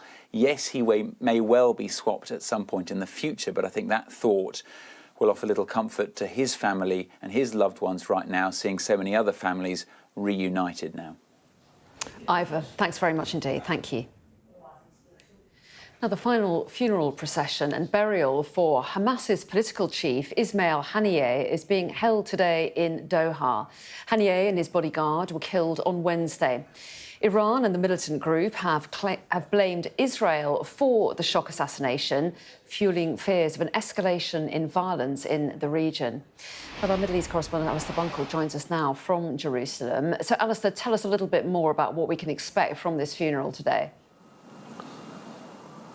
Well, the first part of the funeral was held yesterday in Tehran, prayers led by Iran's supreme leader. I think what we'll see today in Qatar, which is the second part of it, his body's been flown there, he'll be buried there. I suspect it will be more formal, less emotional. The Qataris tread this pretty fine line between having an allegiance and a relationship with the Iranians and Hamas, of course, but also wanting to retain good relations with the West, with the United States and others. So I don't think they will want to have scenes in any way celebrating the life of Ismail Haniyeh or mass mourning of his death. I suspect it will be, as I say, a far more formal funeral today. We then wait to see what comes next. This country, Israel, the Middle East, is really on edge at the moment. The Iranians have hinted that they will retaliate in some form. So have Hezbollah. Hassan Nasrallah, the leader of Hezbollah, speaking yesterday. We don't know how, though. We don't know when. We don't know whether it will be something similar to what happened in April, when over 250 missiles and drones were fired towards Israel from Iran. We don't know whether or not the Iranians might try and leverage their proxies like the Houthis to act on their behalf in order not to de-escalate the situation further. I mean, these are all just big question marks hanging over the coming hours. And actually, that in itself is a bit of a tactic for the Iranians. I think they saw what happened in April when they kept the Israelis guessing, and it keeps the country on edge. It keeps people wondering, what is coming this way, and that in itself is actually quite a powerful tactic to employ. So I think that is where we are right now, and then we will see what sort of response comes from Iran and from Hezbollah, and whether or not the diplomacy that's happening behind the scenes at the moment to try and de-escalate things has any impact whatsoever. Yeah, certainly tense times there, Alistair. Thanks very much indeed. Thank you. Now, time to hand over to Leah for the rest of the stories, the main stories around today. Thank you, Anna. Thank you so much. Yeah, a lot to tell viewers at home about, but we'll start in Southport because the 17-year-old accused of murdering 3 young girls at a dance club in Southport has been named as Axel Ruder-Cabana, who was born in Cardiff. Now, online speculation about the identity of the suspect has fuelled rioting in cities across the country, with 7 people in Hartlepool charged with violent disorder over riots on Wednesday night. Let's go live to our correspondent, Fraser Maud, joins us now from Southport. So much online speculation, Fraser. In part, one of the reasons why the judge made this unusual move to name the suspect, who is essentially a 17-year-old boy right now, his birthday, of course, on Wednesday, and he turns 18. Yeah, Axel Ruder-Cabana is going to turn 18 on Wednesday. His age was one of the reasons the judge chose to make what he himself said was an exceptional ruling in allowing an anonymity to be lifted from Rudy Cabana. Ordinarily, children in this country have got a right to anonymity until they're 18 years old. One of the other reasons that he gave for lifting that order was to stop this amount of disinformation, false information, stoking up hatred and division within the country, filling a vacuum that was created by a lack of information. We heard Sir Keir Starmer refer to that as well in a press conference that he gave last night when he announced that there are going to be new national capabilities to clamp down on social disorder. He said that that will include sharing intelligence, wider deployment of facial recognition technology and criminal behaviour orders to restrict the movement of those involved. And the Prime Minister also sounded some caution for social media companies after the misinformation spread online about the identity of Rudy Cabana, initially falsely identified, including false claims that he was an asylum seeker as well. And he was urging people not to spread further disinformation because it could prejudice any trial in future, particularly the one relating to Axel Rudy Cabana. He's saying that if any trial was to be prejudiced by behaviour like this and by online comments, then it would deny those families of victims and victims themselves the justice that they deserved. Here in Southport, there've been an extension to stop and search powers, increased stop and search powers. There's concern elsewhere across the country, up to 15 potential protests happening this weekend. Earlier today, we heard from the Home Office Minister, Lord Hanson. This is what he said about recent disturbances. Criminal behaviour that has been undertaken of throwing rocks at police, of breaking people's private property, of intimidating individuals is simply criminal behaviour. And we believe, and the Prime Minister has said yesterday very clearly, that the full force of the law should fall on those individuals who are committing crimes for reasons which are, in my view, not acceptable. The police themselves have not asked for extra resources, that they want to have the political support to have a programme of activity which they've now got from the Prime Minister to take action under existing legislation and existing resources. Well, arrests and charges have been brought following several disturbances. One of them here in Southport on Tuesday night. Cleveland police have made 12 arrests after violence broke out in Hartlepool. One of those arrests, an 11-year-old boy, arrested on suspicion of arson after a police vehicle was set alight. 7 men charged with violent disorder there. Hampshire police are currently putting out appeals after disturbances in Aldershot on Wednesday. They've released 8 images of people they want to talk to in relation to disturbances there, which involved up to 200 people. So the police are wanting to clamp down on this. They are wanting to take the Prime Minister's guidance and make sure that civil disorder does not continue, but there will be serious concerns about events which are planned for this weekend. Fraser, thank you. Fraser Moore there, live in Southport with the latest. Let's move to the US now, because the United States has recognised Venezuela's opposition leader as the winner of the election. Now, this is despite the country's election authority giving the victory to President Maduro. The US Secretary of State, Antony Blinken, released a statement overnight calling the results flawed and asked for a peaceful resolution. It comes as the presidents of Brazil, Mexico and Colombia all called on Venezuela's electoral council to release the full vote tallies. Now, the stage is set for the world-famous Edinburgh Fringe Festival starting today.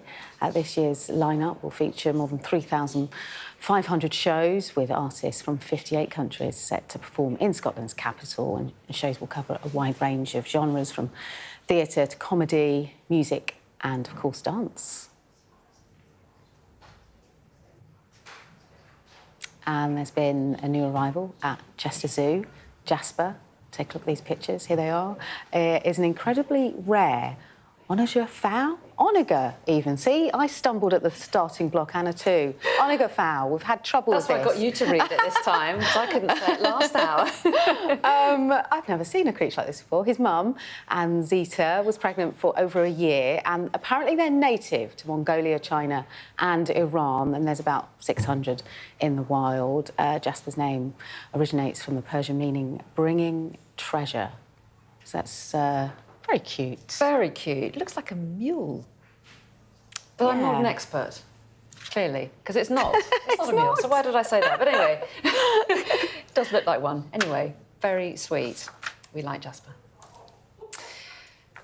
Now, the Culture Secretary, Lisa Nandy, has asked the BBC to look into whether it can recover money from Hugh Edwards' wages after the former broadcaster admitted accessing indecent images of children.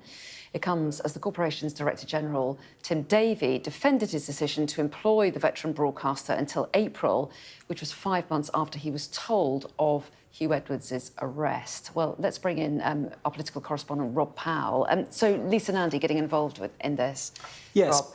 Speaking to the BBC and saying that she had raised a number of points around how the BBC had handled its own investigations into Hugh Edwards. Obviously, the timeline here is very important. Hugh Edwards hasn't been on screen since last July. He was taken off air amid a separate story that was broken by the Sun newspaper about communication with a young person. He was obviously arrested over these indecent images in November last year. The BBC did know about that he had been arrested. They knew about the severity of the images. But crucially, he basically stayed on the BBC books. He wasn't on air, but he was still employed by them, still being paid by them as well.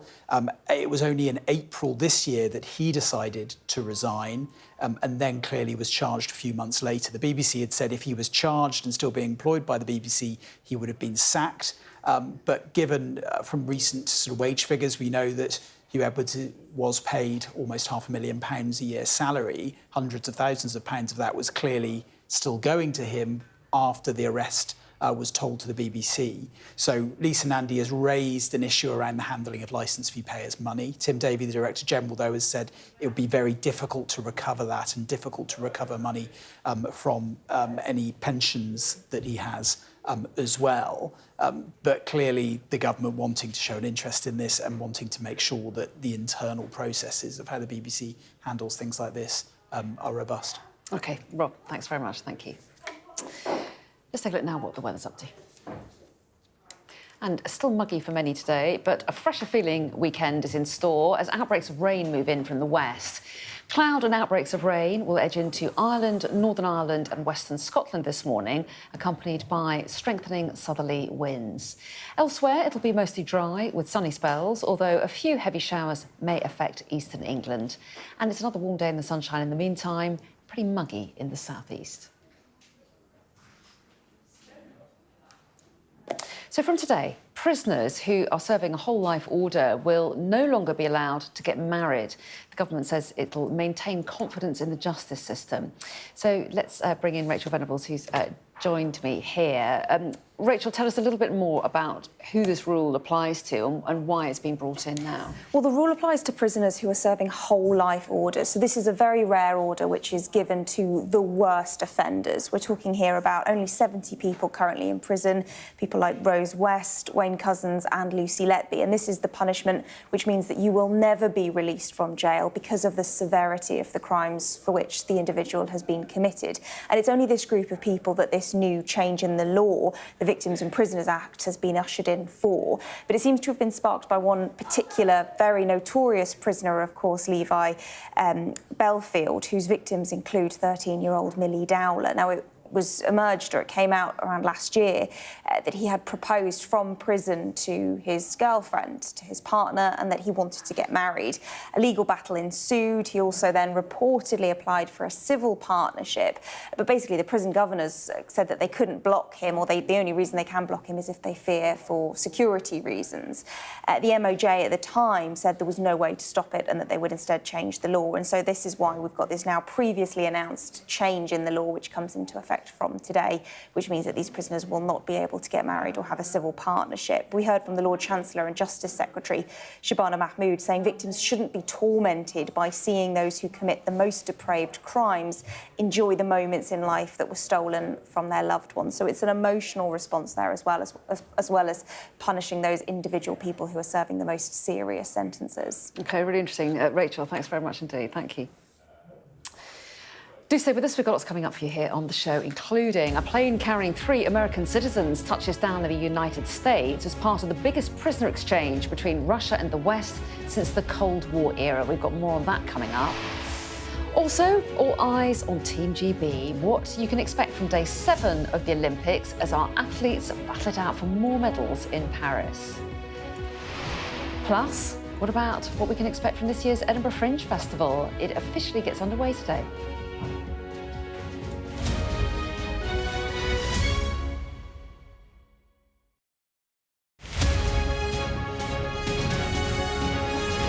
Yeah, the big thing about STEM subjects is it's about belonging. It's about science capital, which is about, is this for me? Do people like me do science?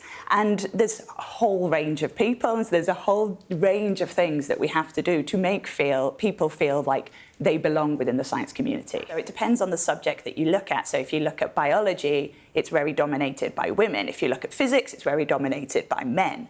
And so it's not as simple as just saying, look, let's get more girls into science. It's about saying, hey, what is it that puts women off physics, but drives them towards biology? And it's all about gender stereotyping, basically. And obviously that's a massive problem in society as a whole. And so it's looking at that and looking at it as a wider problem. And there's loads of good work happening. I was only diagnosed with dyslexia in 2020. And when I was diagnosed, it was really obvious to me that I was dyslexic. But before that, absolutely no idea. I thought everyone had the same struggles with reading that I do. And, you know, I can't read 3 pages of A4 without falling asleep. I've got a master's in neuroscience. That was a trouble because I would fall asleep at my desk in the lab because the processing was so difficult. And yet I love learning. I love getting information. But I find it incredibly difficult to get information through reading. And there's this big societal thing of if you can read, then you can be clever. And there's so many different types of intelligence, and I'm very much learned through doing, which is what I've tried to get across in this book. It's that multi-sensory input to learning, that yes, there are words, but actually if you're actioning those words, doing it, talking to your parent when you're building the rocket, then it's so much more likely to stick and go in.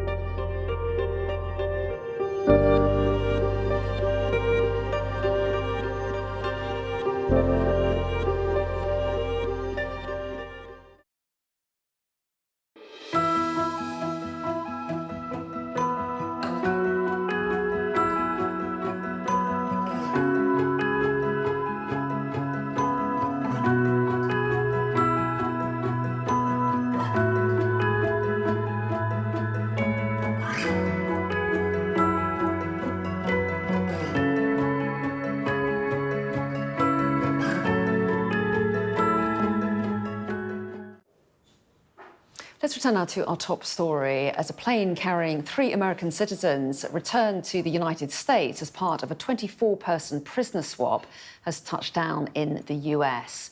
Well, the Washington Post's Russia, Ukraine and East Europe editor, David Herzenhorn, joins us now. Very good morning to you. Thanks so much for talking to us. As a fellow journalist, what does it mean to you to see Evan Gershkovich land back in the US earlier this morning? Well, just extraordinary, right? This prisoner-taking strategy by Russian President Vladimir Putin has paid off for him. He was able to free an assassin held in Germany, but there's no understating just how important this was to Evan, to his family, to the Wall Street Journal. He's been imprisoned wrongly for more than a year, accused baselessly of espionage, convicted last month in this rushed trial that we now know was sped up because this deal was in the works. On the very same day, another journalist, Alsu Kurmasheva, also convicted swiftly from Radio Free Europe, Radio Liberty, on the plane with him landing last night in Washington. And so how concerned are you that other journalists in Russia in future are vulnerable to spurious charges because they can be used as bargaining chips when Russia wants prisoners released elsewhere? Do you think that's a risk, or is that something you're concerned about? It's a very big risk that I live with every day. Reporters for the Washington Post who go back quite often, Robin Dixon, Francesca Ebel, very bravely in Russia to report out stories like Evan Gershkovich, officially accredited by the Russian Foreign Ministry.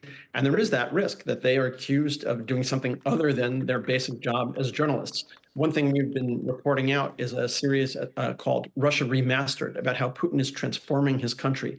Everybody is focused on the war in Ukraine, the violation of its sovereignty, the invasion across its borders, but there's an incredible transformation of Russia that's been underway, militarizing the society, training young people to be in this permanent war with the West, which Putin describes as an existential fight.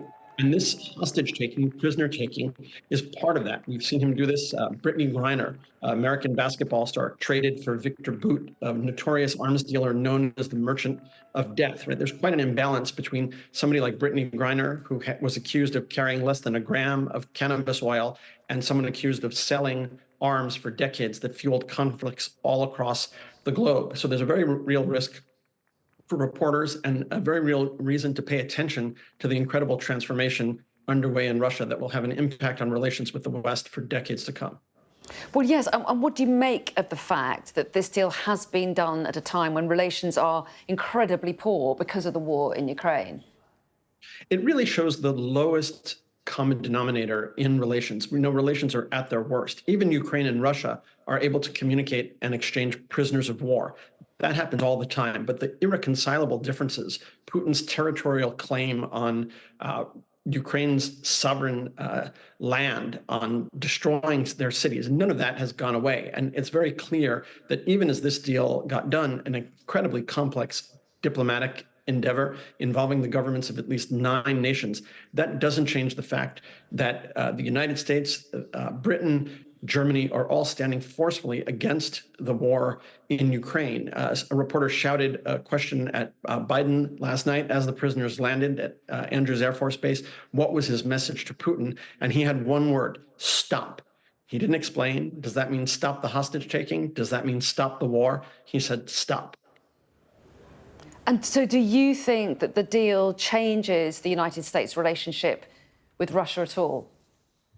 It doesn't appear to signal any kind of a breakthrough in terms of the war in Ukraine. Obviously, this is an intractable dispute. Putin claiming that 4 regions of Ukraine belong to Russia. He's tried to annex those territories, even though he doesn't even control them militarily, dropping bombs every single day. Of course, already having illegally annexed Crimea, the peninsula that belonged to Ukraine in 2014. Many people don't realize this war is now 10 years old.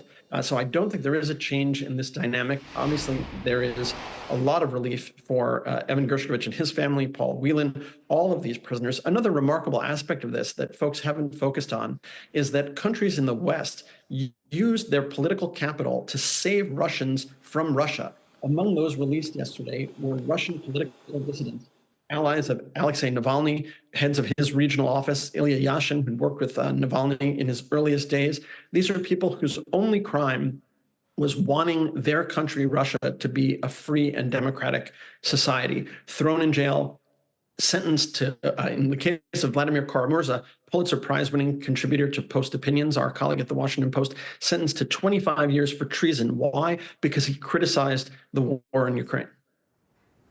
OK, well, fascinating to talk to you this morning. David Herzenhorn, thanks very much indeed. And while you were speaking there, we were actually seeing the 3 American prisoners who've been released. They landed back in Washington earlier on today, and you can see they've now landed in San Antonio. They've continued their journey on there for medical checks before they go home to their families. So that's the latest leg in their trip back from Russia.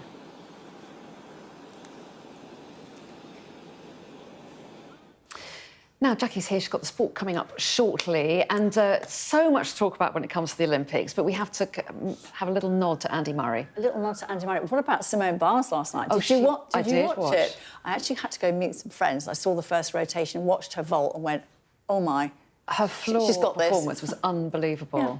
She was already so high. She is just such a dynamic gymnast. That's her super strength. She literally flies. Amazing. It was also amazing for Andy Murray last night. He's now got to think about what he's going to do with his life. He said, I need to be a dad now, maybe, but other things I'm sure will come. But he hit his last ball as a professional tennis player. So it's an end of an era after defeat at the Olympics in the men's doubles with Dan Evans. And officially the GOAT. She's got the necklace to prove it. Simone Biles amazed in Paris as she took gold for Team USA in the all-around competition. She is the all-round champion once again. And Chelsea and England midfielder Conor Gallagher edges closer to an exit from Stamford Bridge. We will have the details on the way.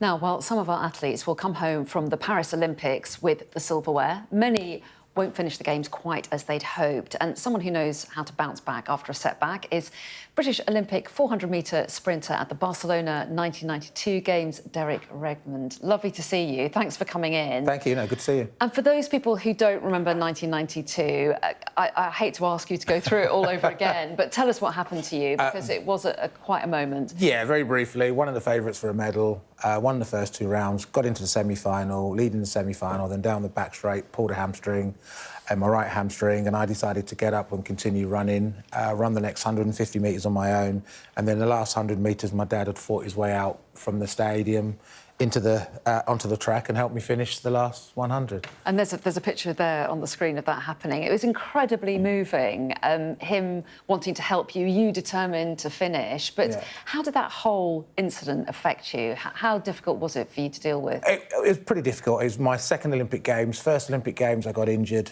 about an hour before my first round. I snapped an Achilles tendon 4 years prior to that in Seoul. So I vowed that I'd come back and, win a couple of medals to make up for it. And then that happened. So, yeah, it did have an effect on me. For a couple of years, I really struggled with dealing with it for the first 2 years. I couldn't see what other people saw in it. 30-something years later, now having kids myself and even grandkids, I kind of see what a lot of people saw in that incident, but it took a long while for me to be able to come to terms with it. Well, it's like grief, isn't it? You were expecting to come home with a medal and you came home with a dodgy hamstring. Well, absolutely. Let's talk about this crop of athletes that Team GB have got at this Olympics. And there are some athletes you think, surely they're nailed on for a gold. And that's almost putting a little bit of a jinx on them. But you said to me, Matthew Hudson-Smith. Yeah, Matthew Hudson-Smith, Britain's 400-metre runner. He's ranked #1 in the world, broke the British record twice this year, first European ever to run under 44 seconds. He goes into the Olympic Games as the world's fastest man with 43.74. I believe it will take more than that to win the gold, but I believe he can run quicker than that. I had a conversation with him 6 weeks ago. He's got it all going on upstairs. He's switched on, he knows what he's got to do. And I would, if you were a betting person, I'd put a couple of pennies on him. And then we've got Charlie Dobson, who's also in the 400, another young 400-metre runner. I think he could medal as well, or he could final as well. Everybody's talking about Keely Hodgkinson because she's sort of inadvertently become the pin-up for the British team in the 800 metres. She's had so many silvers. She's sick of finishing second. Has she got to run some really dodgy race with tons of mistakes not to get the gold medal in that? I think so. I think she's odds on. Her biggest threat didn't make it into the American team, and that gives her a big advantage. I think her biggest thorn in the side is going to come from a young 17-year-old also wearing a great British vest in Phoebe Gill. I think we could... Do you know, there is a slight chance of a gold, silver, bronze in the women's 800. I think there is. But I think we can get 2 medals in that. That could happen. It would be amazing. It would be brilliant. And just a quick word about the 100 metres, the gold ribboned events at the Olympics, both men and women. Let's go men, first of all. Is that a nailed-on Noah Lyles? I would go with Noah Lyles. He's not got the fastest time in the world, but on head-to-heads, he's head and shoulders above the rest. And I always say this to people, believe it or not, it's not about times, distance and heights at Olympic Games. It's about positions, first, second and third. You know, so when it's just a foot race, he's the man to beat. He likes to talk as well, doesn't he? Just a little bit. He loves to talk up his chances. Yeah, absolutely. It's quite funny to watch. And as stars, Sha'Carri Richardson in the women's. Now that Sherika Jackson has pulled out, is she now the favourite to win the women's events? I think so. I think even if Sherika was in there, I would have still put my money on Sha'Carri. Some people, she's a bit like Marmite. Some people love her, some people hate her. I think she's brilliant. I think she's brilliant for the sport. I think ability-wise, she's got the best ability of the 100-metre runners that are there at the moment. And she's, again, mentally got it right. She's the odds-on favourite. Have you got one event you're particularly looking forward to in athletics? Being very biased, the 400, obviously, and I'd like to see Matthew Hudson-Smith win it. He was coached by my coach for many years. He's now gone to America, and he's a really good kid. He's earned his stripes, and it would be good to see him, see him win. And anyone that does have a disappointment, from what you've learned, what would your advice be to them? Do you know something? I would say, look, just learn from it. There's one thing that's great about any major sporting tournament, and regardless to what level you perform at, it really does motivate people to get into sport. And I was reading some information, I think it was Bupa that said that 24% of Brits will get involved in sport after watching a major championship. And that's absolutely brilliant, that people will go out and try things, whether it's Wimbledon, whether it's the World Cup, whether it's the Olympic Games. Just go out and enjoy it. And regardless to the level you're competing at, whether you're going for a gold medal or whether you just want to go and play for your local Sunday league team, just go out, have fun, enjoy it. Sport's brilliant. I'm a bit biased. Get stuck in. You certainly inspired so many people with your performance and how you handled it all. You can still get the tattoo, even if you have a disaster at the Olympics. You can still get the Are we talking about ourselves, Olympic tattoo, I got it twice. I got it on my arm and on my calf, Someone said I should get my hat. I had a disaster at the Olympics, but I can still get the tattoo because... Absolutely. You're an Olympian. Once an Olympian, always an Olympian. Yeah. You are an Olympian. Get it done. So are you. She's had it done. You too. Very cool. Very cool. Really lovely to meet you. Thanks very much indeed. Got the rest of the sport, I think, coming up. We have, and we're going to go back to the Olympics. Let's have a look what Andy Murray was doing last night.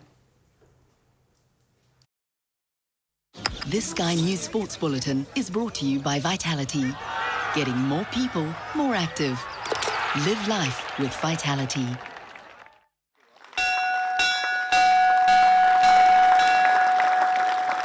A first ever elite disability match at Lord's. The MCC took on an ECB 11, featuring members from all 5 England disability teams. Yeah, it's one of them days where you just get shivers all day because you look around, you're at Lord's. Like Ben Folkes just gave us our caps in and he said every international cricketer wants to play at Lord's. So for us disability cricketers to play here for the first time ever, it's a special occasion, hopefully one that everyone cherishes no matter whether they succeed on the pitch or off it. It's going to be one of them days where you're just grateful to sort of be here and playing at Lord's. Any disability sport, you constantly want to play on the biggest stages and get our opportunity to kind of show our story. We want to be judged as cricketers and then disabled athletes afterwards. We don't want our disabilities to tell the story, we want our cricket to tell the story. So to play at Lord's and have that platform to show how good we are as cricketers, first of all, it's a massive occasion for all of us.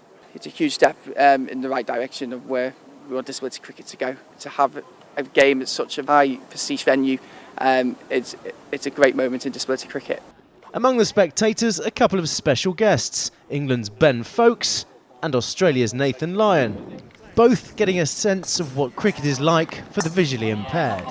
For the guys, it's an incredible day, and obviously exposure for the sport, being able to play it at a place that every cricketer wants to play is an amazing moment, and yeah, I'm quite excited to watch it. I remember the first time I got to play here, and it is something that every kid growing up wants to do. Oh, it's amazing, mate. That's why my stint with Lancashire ended a couple of weeks ago, and I just wanted to make sure I hung around so I can come here and witness this. I do a lot of work with the disabilities teams back home, and I thoroughly enjoy my work with them. And to see the guys out here, it's quite inspiring, to be honest with you. So yeah, it's pretty amazing. Is it cool that it's close to your heart then? Oh yeah, I've been doing this for close to 8 years or so now. One of my good family friends, I've basically grown up with autism, and in learning disabilities, I've grown up with. So if I can, play a role in inspiring, passing on a little bit of help here or there, I'm more than happy to. Next month, we'll see the Disability Premier League contested for the 3rd year. It brings together players with physical disabilities, learning disabilities and hearing impairments.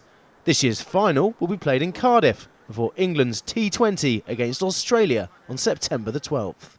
It's an incentive to get there, to play in front of a crowd and to get the profile of disability cricket moving forward. Whichever teams get to the final, it will be a huge moment again in disability cricket, and it's growing every year across all different forms. Edwards capped his Lord's debut with a handy caught and bowled as the England disability side won by 5 wickets. James Cole, Sky Sports, Lord's.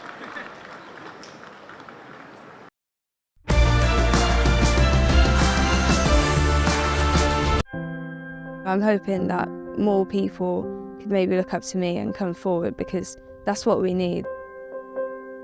More jockeys. This Sky News Sports Bulletin is brought to you by Vitality. Coming up here on The Breakfast Show, we're going to let you know what to look out for at the Edinburgh Fringe Festival, which officially gets underway today.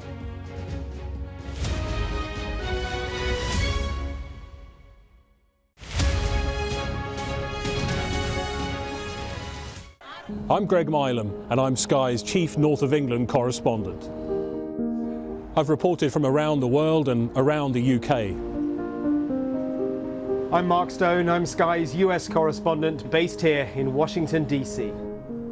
And beyond the United States, from across the world, I report on the biggest stories. I'm Stuart Ramsey, and I'm Sky's chief correspondent. I'm David Blevins, and I'm Sky's senior Ireland correspondent. I remember some of the worst of the violence here. I'm Alex Crawford, and I'm Sky's special correspondent based in Istanbul.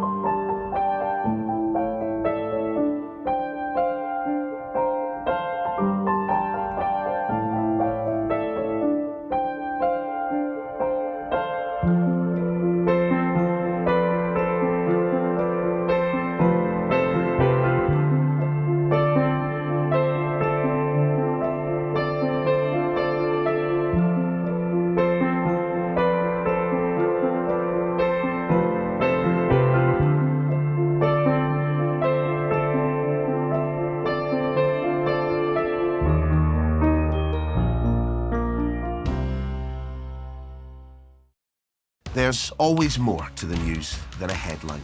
We want to discover, to delve a little deeper, to find out what's really going on. Explanation, analysis, the people at the heart of every story. I'm Neil Patterson, and this is the Sky News Daily Podcast. Alex Crawford joining us now from Ukraine. Their personal possessions are all scattered around the place. Our economics and data editor, Ed Conway, try and make sense of the big numbers for us. Things can change incredibly quickly, and that's what they have done. So, by the end, we'll hopefully all understand what's going on in the world just that little better. Available wherever you get your podcasts.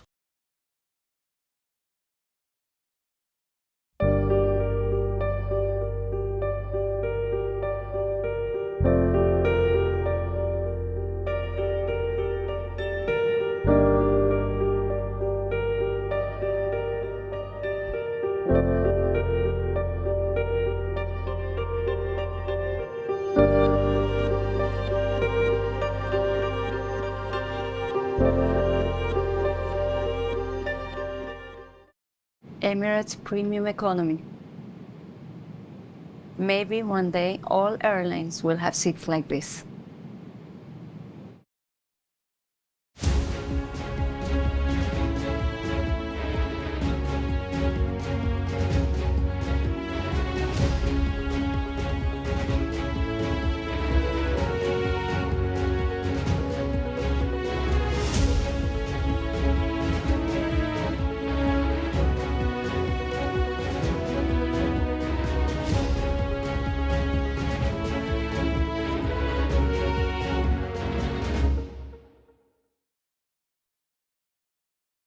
Fly Emirates, fly better.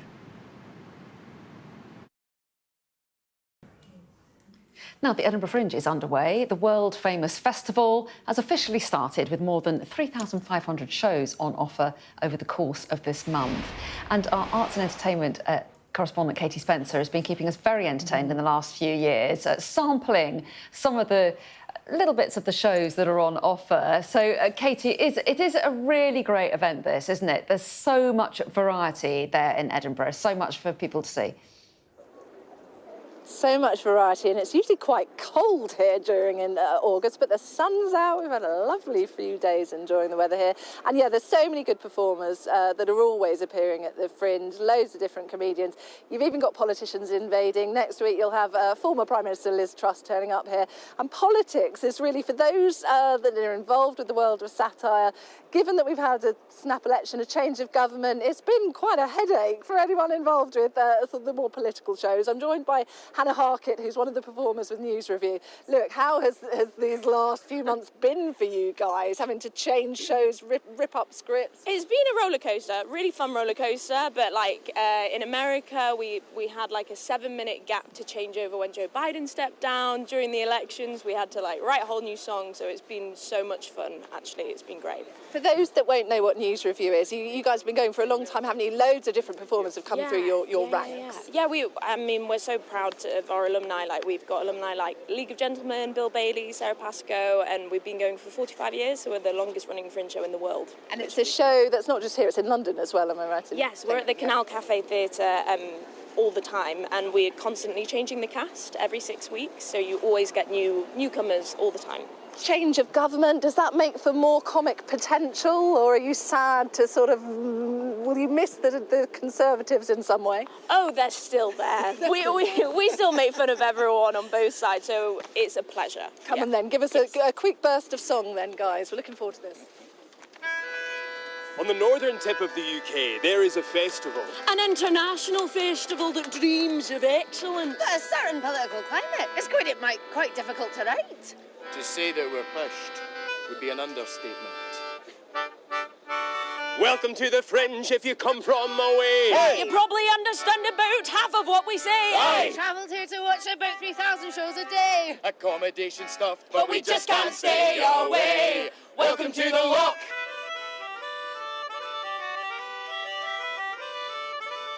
Welcome to the wildest weather that you've ever heard of. Everyone's in kilts, eating haggis, drinking booze. Welcome to the farthest place you'll get from England.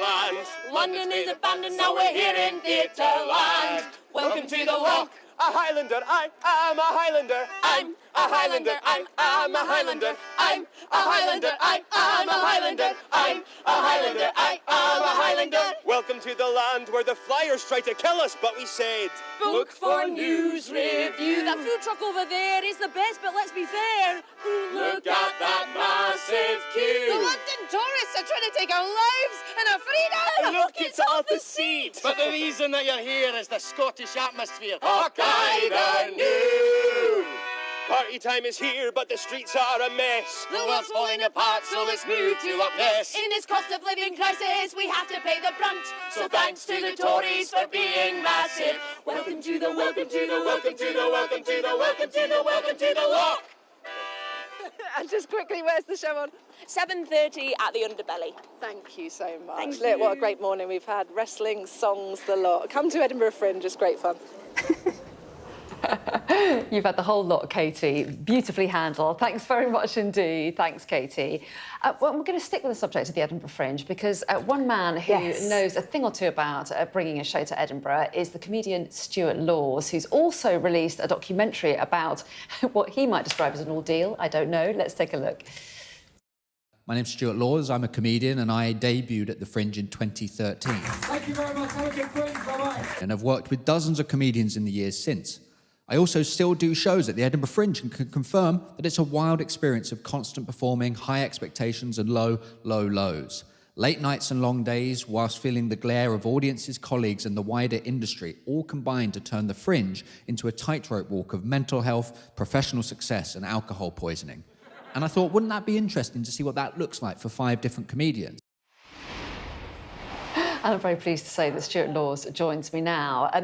Stuart, judging from that clip, you're not selling the Edinburgh Fringe as a performer, but give us an idea of what it is like to take a comedy show up there. Yeah, so I've been coming up since 2011, and it becomes this sort of intense roller coaster of, sort of running around, sort of shifting your whole day to sort of 12 p.m. to 4 a.m. and then, constantly interacting with people, whether it be audiences or comedy friends or, industry, and just sort of this sort of perpetual low-level state of panic. Stuart, it's Leah here. Morning, great to see you. Hi there. I've never been to Edinburgh Fringe at all, which I feel like I've missed out quite a lot. But for people that do go, particularly comedians, up-and-coming comedians, it must feel very different from doing stand-up, I suppose, in a pub with, routines potentially landing with not much enthusiasm.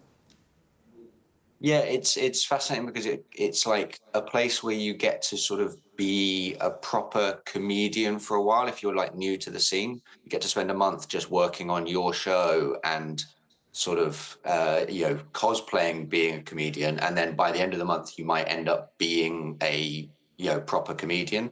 And, the documentary I made was sort of along those lines. It's about 5 people bringing their first solo shows to the Fringe. And that can be that make or break sort of time when they go from doing 10 minutes in a pub or, 20 minutes to some club around the country to suddenly being, on the radio, on TV, headlining around these places. So it's quite an exciting month for a lot of people, suffused with that level of panic. Yeah, and a level of panic because you're competing for, there's a big audience, but there are so many different shows on and you're trying to constantly grab people's attention. You get a lot of flyers given to you, don't you, when you're in Edinburgh, from all the people trying to get them to come to their show. Did you give your flyers out? I hope you did. But I'm so bad at flyering, I cannot bring myself to do it. And did you suffer as a result of that? Do you think that is important? Capturing an audience must be hard. Yeah, in 2011, someone saw me flyering and they took such pity on me that they took over for half an hour and showed me how it was done. And it was still too much pressure for me to do. So I, since I think about 2015, have always had other people flyering at well above the living wage. Well, I think, very sadly, we're going to have to leave it there, Stuart Laws, but really interested to look out for your documentary and see a little bit more about those performers' experiences of debuting at the Edinburgh Fringe. And are you performing this year? Yes, so I'm doing a show at 4:45 every day at Monkey Barrel, and I'm screening the documentary as well on the 7th of August at Monkey Barrel, as well as doing a few other things here and there. Great, you don't need to do any leafleting now you said that. That's perfect. Yeah, perfect. You're off the hook. Thank you so much. Very happy to provide that service. Stuart Laws, really lovely to chat to you. Thanks very much indeed. Thank you. Bye-bye. Let's just hear now, in the last few minutes, Paul Whelan, one of the Americans who've been released by Russia and have travelled back to the US, has been speaking to journalists. Let's have a quick listen. I went on a 2-week vacation, you know. The FSB grabbed me, said I was a spy. I'm apparently a general in the Army, a secret agent for DIA. This is the nonsense narrative they came up with, and they wouldn't let it go. So, you know, this is how Putin runs his government. This is how Putin runs his country. Yeah, I'm glad I'm home. Yeah. I'm never going back there again. Thank you. Well, we'll have more on that prison exchange at the top of the hour.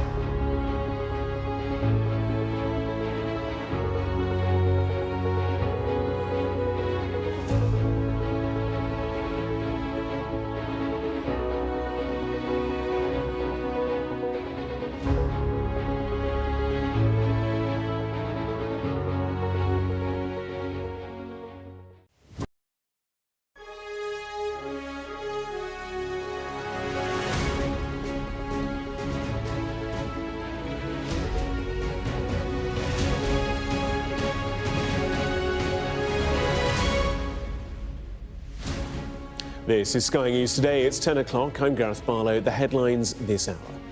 Back home at last, families in the US are reunited with their loved ones as part of the largest prisoner swap deal with Russia since the Cold War. Looking forward to seeing my family down here and just recuperating from 5 years, 7 months, and 5 days of just absolute nonsense by the Russian government. There's nothing beyond our capacity when we act together. Nothing, nothing, nothing. Remember who the hell we are. We're the United States of America. Also ahead, Hamas leader Ismail Haniyeh to be buried in Doha as the group calls for a day of overwhelming anger over his killing.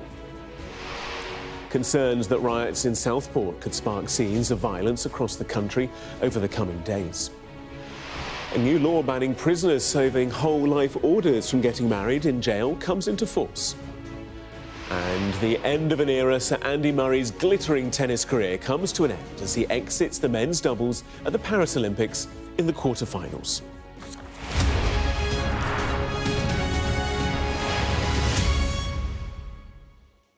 Very good morning to you. 3 American prisoners released from Russian prisons have arrived back on home soil after a historic swap dubbed the largest prisoner exchange since the Cold War between the West and Russia. In the past hour, Evan Gershkovich, Alsu Komasheva and Paul Whelan have arrived in Texas, where they'll be given medical care after a deal struck by President Biden saw 24 people released. Speaking in the last half an hour, this is what released prisoner Paul Whelan had to say. You know, it didn't feel real until we were flying over England. I'm a British citizen, Irish citizen, Canadian and American. So as we came over England and I looked down, you know, that's when it became real. We flew over Ireland, then Canada and into America, and then I knew I was home. So getting off the plane, seeing the president, the vice president, that was nice. It was a good homecoming. So looking forward to seeing my family down here and just recuperating from 5 years, 7 months, and 5 days of just absolute nonsense by the Russian government. Well, Sky's David Blevins reports on the deal and its significance for both Russia and the West. Back on American soil, welcomed by the President and Vice President who'd landed the historic deal to bring them home. And back in the arms of their families who'd waited so long to embrace them. A moment of diplomatic triumph for the man who will soon leave the White House. There's nothing beyond our capacity when we act together. Nothing, nothing, nothing. Remember who the hell we are. We're the United States of America. On the road to freedom, in the biggest trade of prisoners since the Cold War. By now, the relief apparent on the face of Wall Street Journal reporter Evan Gershkovich. They spoke to their families who'd gathered in the Oval Office at the White House. Happy birthday, dear Miriam. A birthday present the daughter of Russian opposition activist Vladimir Kara-Murza could only dream of. This is an incredible relief for all the family members gathered here. It's relief to the friends and colleagues all across the country who've been praying for this day for a long time. The deal that made this possible was a feat of diplomacy and friendship. Their return is an unprecedented breakthrough, producing a rare moment of emotion in American politics. I spent a lot of time with the families of Evan and Paul and Alsu, and most of the time, as you can imagine, those are tough conversations. But not today. Today, excuse me. Today was a very good day. The groundbreaking transfer involving 6 different nations culminated on the tarmac at Ankara Airport, Turkey. 16 people released from Russian prisons, 8 Russians swapping places with them and heading home. This whole transaction hinged on the release of Kremlin assassin Vadim Krasikov. The president and vice president were both involved in persuading Germany to let him go. The German chancellor eventually telling Joe Biden, "For you, I will do this."